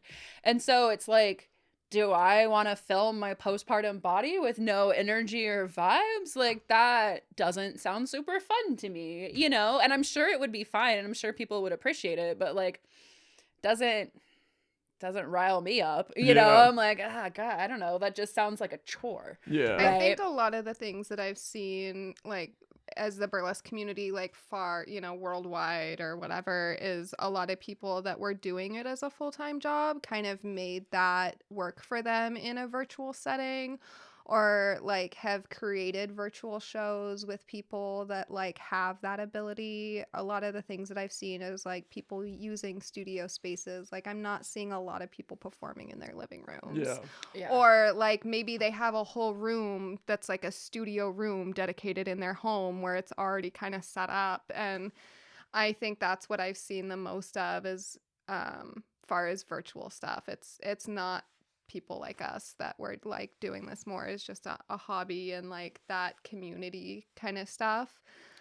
So it's hard to like, again, you can't have like burlesque without all the pieces. And so you take like these big chunks out and you're like, well, is it really what I'm looking for in this? Yeah, and it gets hard, talking about it, because it's like some people are making it happen with burlesque and they're kicking ass, and that is so cool. But like, is that burlesque for me personally? Like, that's not something I want to spend my time or energy on, and it's like, at what point do we do stuff just to do it? And I mean, the profitability isn't there. Like, we would have to rent a space, rent the lights, rent the sound. And it's like, what we've been seeing locally is that people aren't buying tickets to online things. Like, which, I mean, you can't blame them. Like, we're all fucking broke, And the energy, like, that's the biggest thing. Maybe that's what our 600 stimulus dollars were for. Yeah. Our burlesque Studio shows. space. I spent it on textbooks. Yeah, it's hard to navigate. I did a few Zoom podcasts. Yeah. And it was great because like I could talk to people that didn't feel comfortable coming in, which was really cool. Yeah. But it's just not the same. Even just one-on-one like that, like it's just, you just lose the energy of having the person in the room and feeding off of each other. Which is great in like work situations. Like I've got some energy vampires at work that now I'm like, yes, let's do this on a Zoom call. You bland already. Have no power over me. Yeah, there's another burlesque performer that I met down in Arizona, and we've maintained a friendship. We talk a lot, and she does a podcast, and she was like, hey, be on my podcast. And we literally like talked over the computer, and I was just like sitting in my living room like, that's kind of weird. I mean, she's cool and she's great, and so it was like easy. Well, and BurlyCon was virtual this year. Yeah, Whereas BurlyCon usually BurlyCon, it's a convention for burlesque, and it's up in Seattle, and it's expensive, and staying there is expensive, and getting there is expensive, and you were able to take the classes. Yeah, I virtually. mean, I went not last year, but like the previous year before the pandemic hit, and I went to Seattle and did it. But it's like there's all these classes that you're supposed to choose from, and it's like a whole like 4 or 5 day thing. And this year, like they did it all virtual, and it was kind of like. It was kind of a bummer because, like, you don't see the people in person. You don't, like, make those connections the same way. But at the same time, like, the number of classes I could take, I signed up for, like, every one. And I was like, I could do this one and I could do this one. It doesn't matter what time it is because I can just watch it at, like, 2 a.m. when I'm not at Winco getting chocolate-covered pretzels. So, like, it was, like, you didn't have to, like, pick and choose necessarily, which was, like, a really nice thing. But yeah, there's like this loss of other aspects of like BurlyCon, there's that connection loss, I think, a lot. And I feel like in burlesque, like that connection with the audience and with your fellow performers is such a huge part of what we've all been used to. It's hard to like just jump into being like, I'm going to do this on a video. Like, how do I, have sex with you with my eyes through a camera? Yeah. Like I can do it on stage. Oh God, like, we took a class. Egypt Black Nile is like she's really high up there too. Isn't she like she's one of the like top. Yeah, like she's in the top 10 of burlesque performers, and she did a class here locally one time when she was in town, and it was like it was like how to bring the sex on stage or something like that. And we all had to just pair up, and it was like, okay, now I fuck your partner. Like boom, just like that. Like, okay, now just I'm I fuck your partner. partner. Turn it on. And like it's gonna be yours, and then we're gonna switch, and they're gonna have to, and I just hear Lucy start being like, God damn it, Lila.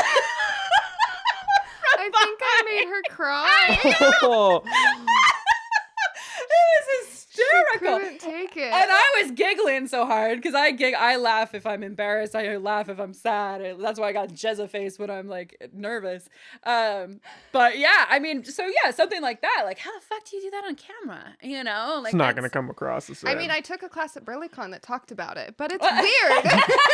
You know, you have to like figure out like, you know, where's my angle on the camera, and like if I'm looking over here but the camera's here, like you're not going to get the same effect as, you know, like there's so many more things to think about versus when I have an audience and I can just make my sex face at anyone. You just pick someone out of the crowd and you're like, guess what, am I fucking you right now? Yeah, like, or strap in. like or that's why I plant people in the audience, you know, like, hey, you're gonna, you know, if I'm worried about an act or something and a friend is there, I'm like, hey, will you sit on the right hand side? Cool. All right, I'm gonna play to you, you know, because that's a comfortable person. Or, you know, you see a regular that you can fuck with, you know, and like that's a fairly safe person. And like that's my thing too, is just like, this is gonna sound really fucking weird from a former webcam model, super super weird, but like who's on the other side of that when you're filming a burlesque act, right? It almost feels like you don't have the control then. Like once you put it on film and put it out on the internet, whether it's, you know,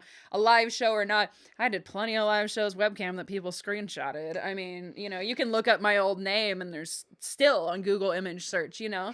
So it's like, how do you... I look it up every once in a while. Check how's it doing. Shit, am I still on there? Can I still not run for office? Is that...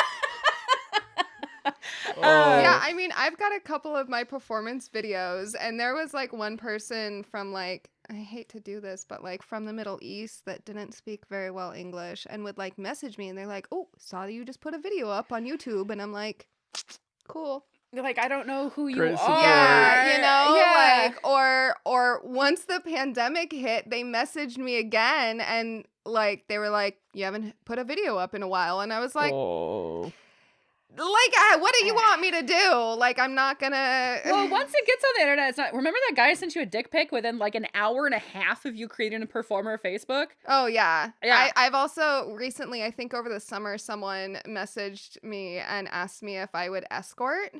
And I was I like, remember that. I remember you being like, huh.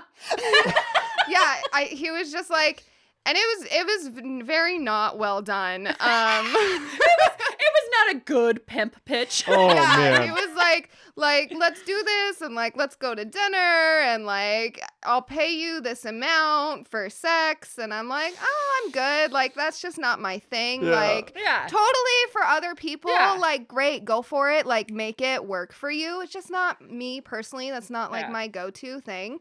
And I was like, you know, I tried to be nice. I was like, no, thank you. Like, not my thing. I'm good. And then he got really upset and was like asking me all these like personal questions. And he's like, well, don't you like going out to dinner and having conversation with people? And I literally, and anyone in the troupe could tell you, I'm like one of the stupidly nice people ever. And I just got to the point I was like, you know, if I had anyone in the world to go to dinner with, it would not be you. That is scathing Like- from Lila. From Lila, that is like... I was like, and if I'm really hungry and I don't want to go out, I'm a pretty good cook. I can make my own food. And if I want to have Winko's got chocolate pretzels. and like I have conversations with people that I enjoy their company, which none of these apply to you. Damn. And then Bringing it was down the hammer. I was like, I'm trying to be nice and like turn you down nicely and just be like, no thanks, I'm not interested. And then I got well, go drink some throat yogurt and blocked me. And I was like, you're so cool. It's like when a guy revs his car near you and you're walking in, you're like, oh my God, so cool. Yeah. I want to have sex with him like right now, right this second. Oh just- no, oh my unblock me. God. Now I really want you. I was like, I tried to be nice. You didn't take no. Like, I don't know what to do. I don't know what you want from me. Well, I know what you want from me, but you're not getting it. Well, and there is safety somewhat in local performances, right? If we have creepy people, like, we can boot them out. If somebody's being raucous and annoying, like, we can boot them out, and we just know Yeah, I mean, we've had a list with, like, pictures, too. Like, hey, this person is an issue, and, like, I don't want them at the show. And we're like, cool. Like, we'll put a picture at the front door, and whoever's doing the door will be like, sorry. Yeah. Totally. You know? And when you put it out on the internet, there's that anonymity. You don't know. I mean, that's why a lot of us have, like, separate profiles, you know? Like, Facebook is a huge resource for, like, connecting and, like, promoting and all this stuff, but, like, we don't all necessarily want to do that from, like, our real life profile. Yeah. So, like, we'll create a performer profile, and that's where we do all of our stuff for burlesque specifically. We've had people, like, when I first started, we had someone who was a social worker in her, like, daily life, and so she would even perform in wigs just so that no clients or, you know, clients' relatives or anything would recognize her doing it. And there's, you know, we've got somebody else that keeps their performer totally separate because they do have a stalker in real life that they don't want to know about their extracurricular activities. So, yeah, the differences. And then there's me. I'm like, hey, guys, what are you doing this weekend? I'm going to take my clothes off. You should come see it. Like, oh, yeah. I remember I went somewhere else to perform, and I went and grabbed dinner. And I was, like, chatting with, I think, the waiter, and I was like, yeah, I'm gonna go, like, do a burlesque show, and he was like, what is that? And so I kind of, like, gave him the rundown, and I was like, bring your girlfriend, like, come on over after your shift, you know? That's like, I stayed at the Bimbo Inn after we did the Brass Rail show, because I was like, I don't want to drive all the way home after, like, a burlesque show. And we got up and we got breakfast. My husband and I got breakfast the next morning, and the guy's being really nice. I'm like, oh, well, you know, what brings you guys down here? We're like, oh, we live in Lolita. And he's like, okay, why'd you stay the night? We're like, oh, we had a burlesque show. And he was like, oh, really? Like, where was that? And we're like, Brass Rail. He fucking turned around and walked away. Oh my God. So yeah, I'm gonna walk away from this one. Sir, I think I still have turquoise eyeliner on my lips. Like, there's no way you thought that was gonna be a normal answer. That I left on from the night before. Right. Yeah. She blew me. Yeah. Oh man. So I don't know. Trying to figure it out virtually, it just is it's just a whole new landscape. Yeah, and people are weird online. Like, it's just If you can avoid it, it's just the better. things in person, like, there's people that I've met in the audience that, like, there's some people that have come to almost all the shows, and I'll, like, message them and chat with them. Yeah. You know, and there's people that, like, I've met and, like, become friends with, like, through performing and them just coming to shows and stuff. And so there's, like, a difference between that and, like, how people interact with you in person versus, like, the ways that people interact with you over a computer or your phone or whatever. It's just, sometimes it's worlds. I know one of the things with virtual shows that I've heard is people, like, not turning off their cameras so you can see, like, who's watching the show. Oh, I used to charge extra for that. No joke. I gotta look at you. I gotta get extra. Cha-ching. Oh yeah. Yeah, but there was a post from another performer that were like, hey, I did this show, and then we saw this guy, like, jerking off. Oh, Because he God. didn't turn his camera off while he was watching the show. Which No, is I something, fucking guarantee that was on purpose. Like, Oh yeah. I guarantee you that's know, his and thing. so, like, no one's doing that at a show in Oh person. no, that's an exhibition. Like- Oh no, if somebody did that at one of our shows, I think the other audience members would boot him out. Yeah. Honestly, like, our regular, like, are pretty respectful of us, and so if somebody, like, was in the back of the theater whipping it out, I think that they would get. I think they would be taken care of before we even knew about it was it. happening. Honestly, I mean, like, we had that one performer who came, and they had an act where people, like, attacked them on stage and called them a lot of slurs. And there were audience people that didn't know it was part of the act and literally got up out of their seat and walked towards the stage. like, they were Oh, gonna shit. rescue her. Like, they were going to help this performer out, and we had to, like, have Hey, people guys. be like, Yeah. no, it's okay. It's Everybody part calm of down. the act. This is part of the show. Because it was, like, part of their story about, Mhm. like, how they navigated you know, their life. And that was like part of it. Part of their transformation was that they suffered all this, you know, assault on a daily basis, or and so they incorporated that into their act. And there were people from the audience that literally just got up out of their seats straight away and like walked towards the stage. And we were like, it's okay. It's part of the act. Yeah. But like, we appreciate you. that's cool that they were willing to do that. We really like awesome. you. Yeah. Awesome. But just go sit back down. Yeah. Wait till it's over. Yeah. It'll all make sense. And yeah, you know, it turned into this beautiful piece of like, you know, overcoming that and becoming your true person and stuff. But it was kind of like almost exciting to like see people react and like rally for that and be like, no, this is not acceptable. Oh man, like... I mean, sometimes we get standing ovations. Like sometimes it can be really powerful. Yeah, like Oh, that's cool. that connection is really. I miss it. I'm like, oh man. Well, yeah, even like that guy that sent you that's just weak. Those are just weak guys. Like they would never say that to your face. No. Like that's just hiding behind the screen. Oh yeah. Because they can. Oh, that's no why like a really consequence. effective way is like screenshotting it and sending them to their mom. Oh. Post Like, it on your The Facebook. dick pics going to like- mom. That's not a good I did look. that Yeah. fairly recently. Some guy on my. Oh, when you got your wisdom teeth out. Uh-oh.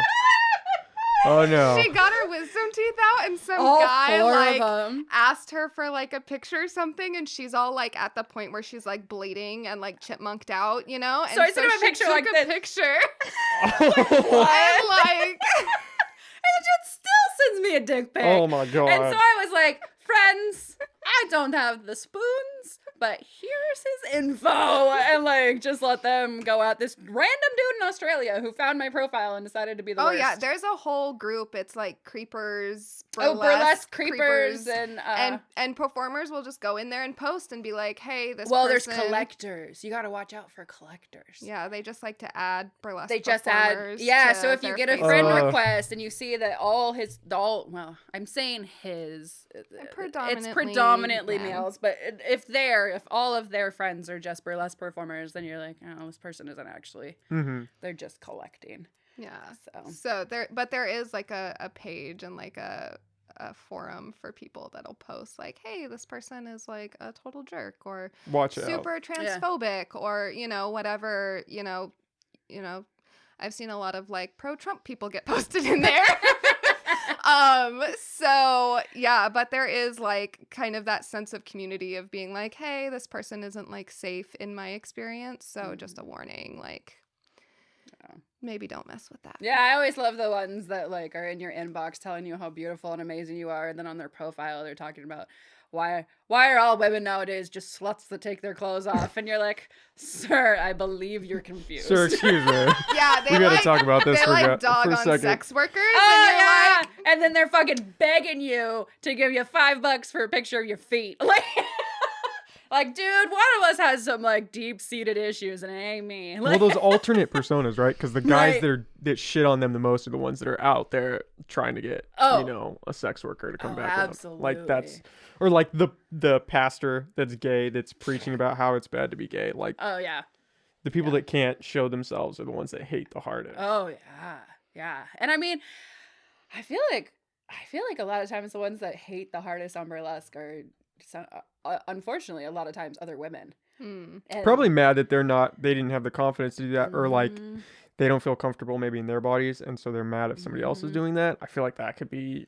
Yeah, I've gotten some hate from people in my life that just, why would you demean yourself like that? And it's like, oh, girlfriend, you know, like that's not what it's about. But I'm not going to be able to convince you. You know, the fact that you're coming at me with that terminology just shows that like you're not coming from a place of wanting to know. Yeah. You know. So like we said, my mom's just like, oh, she'll never understand. She just does not understand it at all. So and yeah, I mean, my mom came to a show. that's honestly after- so impressive though that she was after willing so many to. years, like, because I've been doing this for 6 since 2015, Yeah. and she just came to a show, I think, like right before the pandemic hit. Yeah, 2000. Was it 19 this year? Yeah, like the end of 18 or 19. That was like the first show that she came to. because I traveled to somewhere that was close to where she lived. And I was like, hey, I'm doing this show. Like, do you want to come and check it out? And she was finally at the point where she was like, yeah, maybe. And she came and she had a blast. And she was like, wow, I'm so proud of you. Like, she's like, I was telling everyone that sat around me, like, that's my kid. That's Oh, how cool mine. is You know, that? like That's she was cute. like at the point where she was like bragging. That's so like, cute. wow, you're so good. And like, you know, and I had told her about like YouTube and like, because a lot of times when you're submitting to other shows or festivals, like you have to send them a link to the act that you're planning on performing. And so I'm like, hey, you know, like I have these videos of some of my acts if you want to check them out. And she watched a couple and she was like, okay, like I see where you're like creative and your dance and everything is like coming into play and whatnot. And then she came to a show and she was like, wow, I'm like, she sent me this long text and she was like, Aw. I'm so sorry for like ever saying anything negative about this because it was just amazing to like watch you and everyone else perform and like do their thing. Oh, that's awesome. Yeah, it was like this whole turnaround because like when I first started, I also come from a pretty religious like military You background didn't tell family. your parents for a while, right? I didn't tell my parents for a while. Yeah. I remember tagging, like we went out to dinner and I was like, oh yeah, my burlesque wife. And then it was like, oh, wait, don't tag me, tag my performer. You know? Yeah. So like, yeah, You that had like whole... an aunt be shitty about some photos you took for your. Oh, no, about someone else. My cousin's wife took some like boudoir photos and posted some of them, which aren't like, they weren't like real risky or anything at That's all. pretty normal. Yeah, And, that's not- like, yeah, for today. Yeah. And she posted on my other aunt's wall about it. And I don't think she realized she could like send her a message. And so she just Oh, posted the whole thing on the shit. wall so everyone could Fucking see. boomer. She was like, I can't believe she would do something like this. I was like, there's still family that I haven't told or anything about it, you know, like, cause I'm like, I don't want to deal with that. That's not anything I want to take the time for. But yeah, like the turnaround for my mom, especially to be like, oh, this is cool. I would do this again. Like I would come see you. Yeah, and see, like, perform. people asking me, like, how would you feel about, like, your daughter doing it? I think for me, well, let's be real, I would be like that fucking obnoxious mom being like, yeah, baby girl, here, I'm selling merch, you know? Like, but other than that, just knowing what goes into it and knowing, like, the fulfillment that I get from it, like, I hope she finds some hobby, you know, that hits all these boxes for her. And if it's sexual and degrading to somebody else, but she finds like good fulfillment out of it, you know, well, what do you? I mean, isn't that what every parent wants? You just don't Yeah, necessarily right? think about it in terms of like Them sex taking work their again. clothes off. Yeah. Yeah. That's like, cool, you're a dental hygienist. That's awesome. Like, Dude, I always say that, like, right, you always like, what are my kids gonna rebel about? And I'm like, my daughter is gonna become like, I don't know, some like really intense conservative, like QAnon conspiracy person. man. And I'll be like, no, you know, Oh, I'll be God. like, oh gosh. Posting about the pizza shops online. Fuck, dude. Going in. Ugh. Oh, God. Oh, I just had to explain that to someone. And it was so awkward. They're like, why would they say it? I'm like, oh God, where do I start? But anyway. Yeah, where do you begin with that? It's just a black hole. You see, they invented the internet. At first, Al Gore invented the internet, and then Now we're with Trump fighting pedophiles. I mean, it's a long, complicated story. do we really have time for this today? Yeah. It's weird how people get just so hateful about things that have no consequence to them. Yes. Right? It's like everybody Yeah. just wants to be happy. It's your life. So at the end of the Right. day, if you enjoy what you're doing and you're happy. Don't But- pay for the ticket to come Yeah, to the show. don't. That's all That's you the gotta do. And the Yeah. craziest part is with like social media. It's like if you don't like what somebody's putting out there, you just have to unfollow them. Yeah. It's not like they're constantly putting it in your face or Yeah. mailing it to your house like, hey, here's my post. Here are my pictures. It's like just Maybe that's the unfollow way to them. do it. Yeah. You're like, oh, it's kind of like Alexander Hamilton and Aaron Burr, like just writing each other direct letters Oh my God. constantly. That'd be the way to troll somebody. Right. Marketing scheme. Never thought of it. But it's crazy, right? Yeah. I mean, it's so easy to just curate what makes you happy, and yet people love to follow shit that pisses them off. Well, and people love to try and dictate like your own life. And Yeah. I think that everybody in the troupe has had that from at least one person in their life, you know, you get the white knight, you know, like I'm trying to rescue you from this. Like you don't understand how damaging I'm gonna this pull is you to out of this life. Right. And you're like, I've got money. You don't have to do this anymore. oh my God, right? And you're like, buddy, I make $50 with a slice of pizza. Like I'm not doing this for money. That ship sailed. Oh, I I was like, I'll take your money and make more customs. right? Exactly. I always feel super rad. My like, have I been successful is if I made enough tips the night before to pay for the brunch going out. We usually all do brunch the next day. Oh, man. If I can cover brunch, then We're set. We're set. That's all Then we need. Oh, victory. You know, like that's a successful night. I mean, I don't mind the big. Somebody just handing me $100 was cool too. You know, like yeah. sometimes I'm not you gonna get say no big to that, tips. yeah. No. But yeah, you get people who just like, oh, or I love the well, that's fine, but how long are you gonna do this for? You know, like I've gotten the like, oh, you know, When are you gonna stop? when are you gonna stop?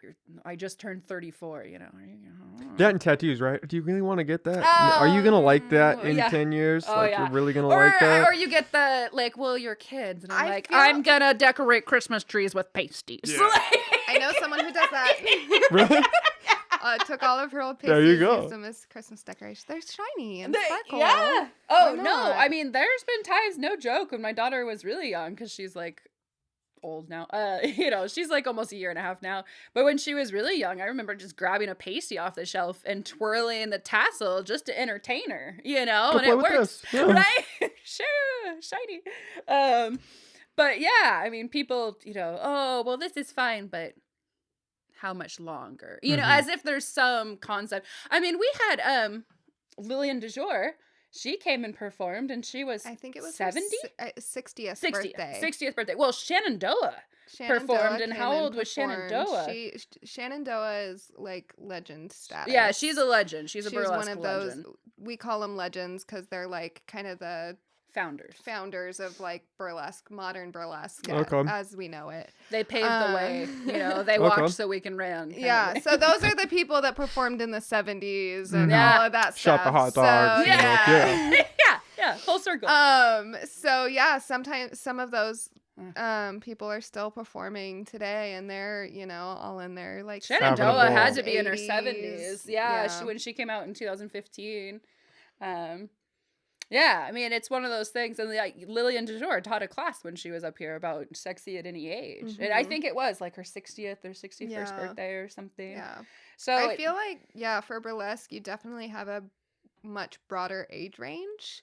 Oh yeah. Well, I mean, like, is there even an age range? I mean, I feel like as long as you want to, you Our could... bottom limit is like when we do boot camp. Oh yeah, I before mean, we've done. I'm talking upper tier. Yeah, There's no, we've done you can't 21 tap and out. older. We talked about if the next time we do boot camp, doing an 18 and just telling them like, you understand there are some venues you can't, because some people. I mean, I've seen people who have performances in bars and they sneak in 18 and 19-year-old performers, and that's just exploitive as far as I'm See, and that's concerned. where it gets dicey. Like, so dicey. I was talking to a guy who does drag, a friend of mine, and he said that there's this like 12-year-old kid that they have doing drag, and it's like, okay, well, I mean, yeah, it's cool that like he found an outlet at such a young age, but it's like, that's just, you can't create a this- space that's safe for that. Yes. age Yeah, taking a range. 12-year-old to Yeah. a bar who's I all mean, and dressed I up in think full there garb is is just. up here. I think they do like a younger age I drag. think Club Triangle scene. has a youth. And they do like a youth drag, and they Mhm. do like a show that is like catered to that age range. Mm. But those people aren't performing at, you know, like the regular Club Triangle shows until they get to an age where it's appropriate for them to be in that Yeah. situation. Yeah. Yeah, and I remember being 18 in places with booze that I shouldn't have been, and it just wasn't good. You Mhm. know, like shitty things happened. And it's like you just don't, you don't want that. You know, and I mean, everybody makes their own choices and stuff, but like we definitely, you know, do the 21. But I'm trying to think about the oldest local performer. They probably don't want me to say who they are. One Yeah, of our but founders just turned 40. She hasn't performed in a little bit though. Yeah, I think Yeah. I think in the burlesque community as a whole, there's a lot of people that like don't even get into it until they're like 30. Mm. Yeah. Oh, easily. So- Yeah. Easily. Easy And I peasy. think we've had a lot of people in like our boot camp here where it's older women like coming back to kind of like reclaim something. Absolutely. And yeah, I mean, it's definitely, there's no age limit. I've seen, again, with legends on Beehoff stage that will perform, and, you know, they like take their walkers out and do their thing. And I've seen Cheer 'em bedazzled on. canes. Oh, yeah. man. Yeah. Yeah, really impressive. Really cool stuff. I mean, they do a legend ceremony where they honor. Yeah, when I went to Yeah. BurleyCon in Seattle, they have you know, legends that are there. Usually they're like legend of honor kind of a thing, and they usually have someone who comes in every year. And some of them like teach classes and stuff, and it's really cool. Yeah. Like, or some of them just do classes where they like tell you the history of their burlesque career, and so that's also really fun. But Yeah. All right. Well, I think we just did 3 hours. Are you serious? Yeah. I was also thinking. Oh my god! I was gonna. I was also thinking. I was like, we just jumped in this. We never really introduced ourselves. My husband is probably like calling the cops right now. I was like, I don't know if they have like other time commitments. I told them an hour and a half. And we're 3 hours in. I was like, got a oh, two-parter there. Yeah. Oh yeah. No, sorry, gonna man. be- We can No, just go no, and no. go. Yeah. He's like, good thing I didn't have That's- any that's- questions planned. So much editing. No. This is all staying in there. That's the beauty of the podcast. Is you let it free and see where it goes. Oh, cool. Well, yeah. Sorry that we just No, like blah blah. that blah, was blah. that was like, good great. thing I didn't schedule I feel like I anyone learned after. so much from that. Do you guys want to shout out any stuff? Promote any of your guys' stuff? Do anything like that? Usually we do. I would just say, you know, if you're listening to this and you haven't been to a burlesque show, go to one. You know, Check it just out. absolutely go check it out. If you're here local and Once it's humble, safe. Once it's safe. Well, yeah, once it's safe, right? But I mean, check them out. Like them on Facebook. You know, we're Vava Voom Vixens. There's Ragdoll Review out of Arcata. There's Bare Elegance Burlesque, kind of all over Humboldt. We got Bada Bling down in Soham. There are a lot of local opportunities, and so really, the best way you can support is just go. You know, like when it's safe, again, of course. But for now, you know, like everybody's pages, start checking stuff out, you know, and just Don't be creepy and send penis pictures unless you're asked to. don't be creepy Yeah. and send dick pics. That's just life advice. It's just life advice in general. I mean, yeah. we had one girl that she would like ask for them, and she would get a bunch. Oh, and she are was you just talking about like- dimples Yeah. with the sepia?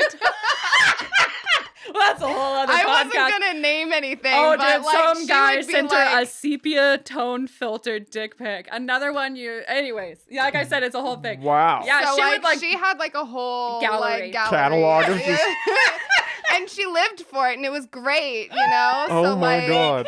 we'd come to rehearsal and she'd be like, look what I got this. Anyways. I got a new one yesterday. But that would It'd be just like be 5 or 6, but anyway. Yeah. Wow, It I was going low. But yeah, I mean, that would just be, you know, hey, if you heard anything that you really like, then really think about, Check it out. you know, once live theater happens again. Are there you any know? plans in the works for starting a show, or The Nobody board, knows. Yeah, we're on the board. I'm the treasurer and she's the secretary, and like for Vava, and we've been thinking about it, but we're just honestly we're tired. yeah? I think everybody is.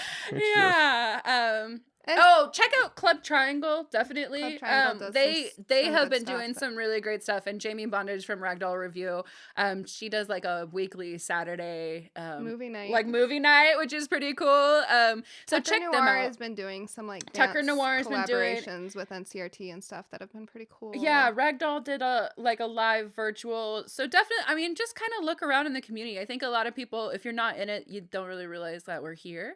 So, I mean, just kind of look around and see what the stuff is. The best you can do is watch. Yeah, to I think support. like personally, I've been doing a lot of like photo shoots. and Oh, I posting know. Those on. Oh my God, Lila's Facebook. thirst traps. I sit there Oh, eating dang. pizza on my couch, being like, "That was a fucking good idea." Oh, thank you. Yeah. So yeah, I mean, that's just my pitch and promotion. I mean, unfortunately, we don't really have anything. Or message me and directly. I'll drop you off some muffins.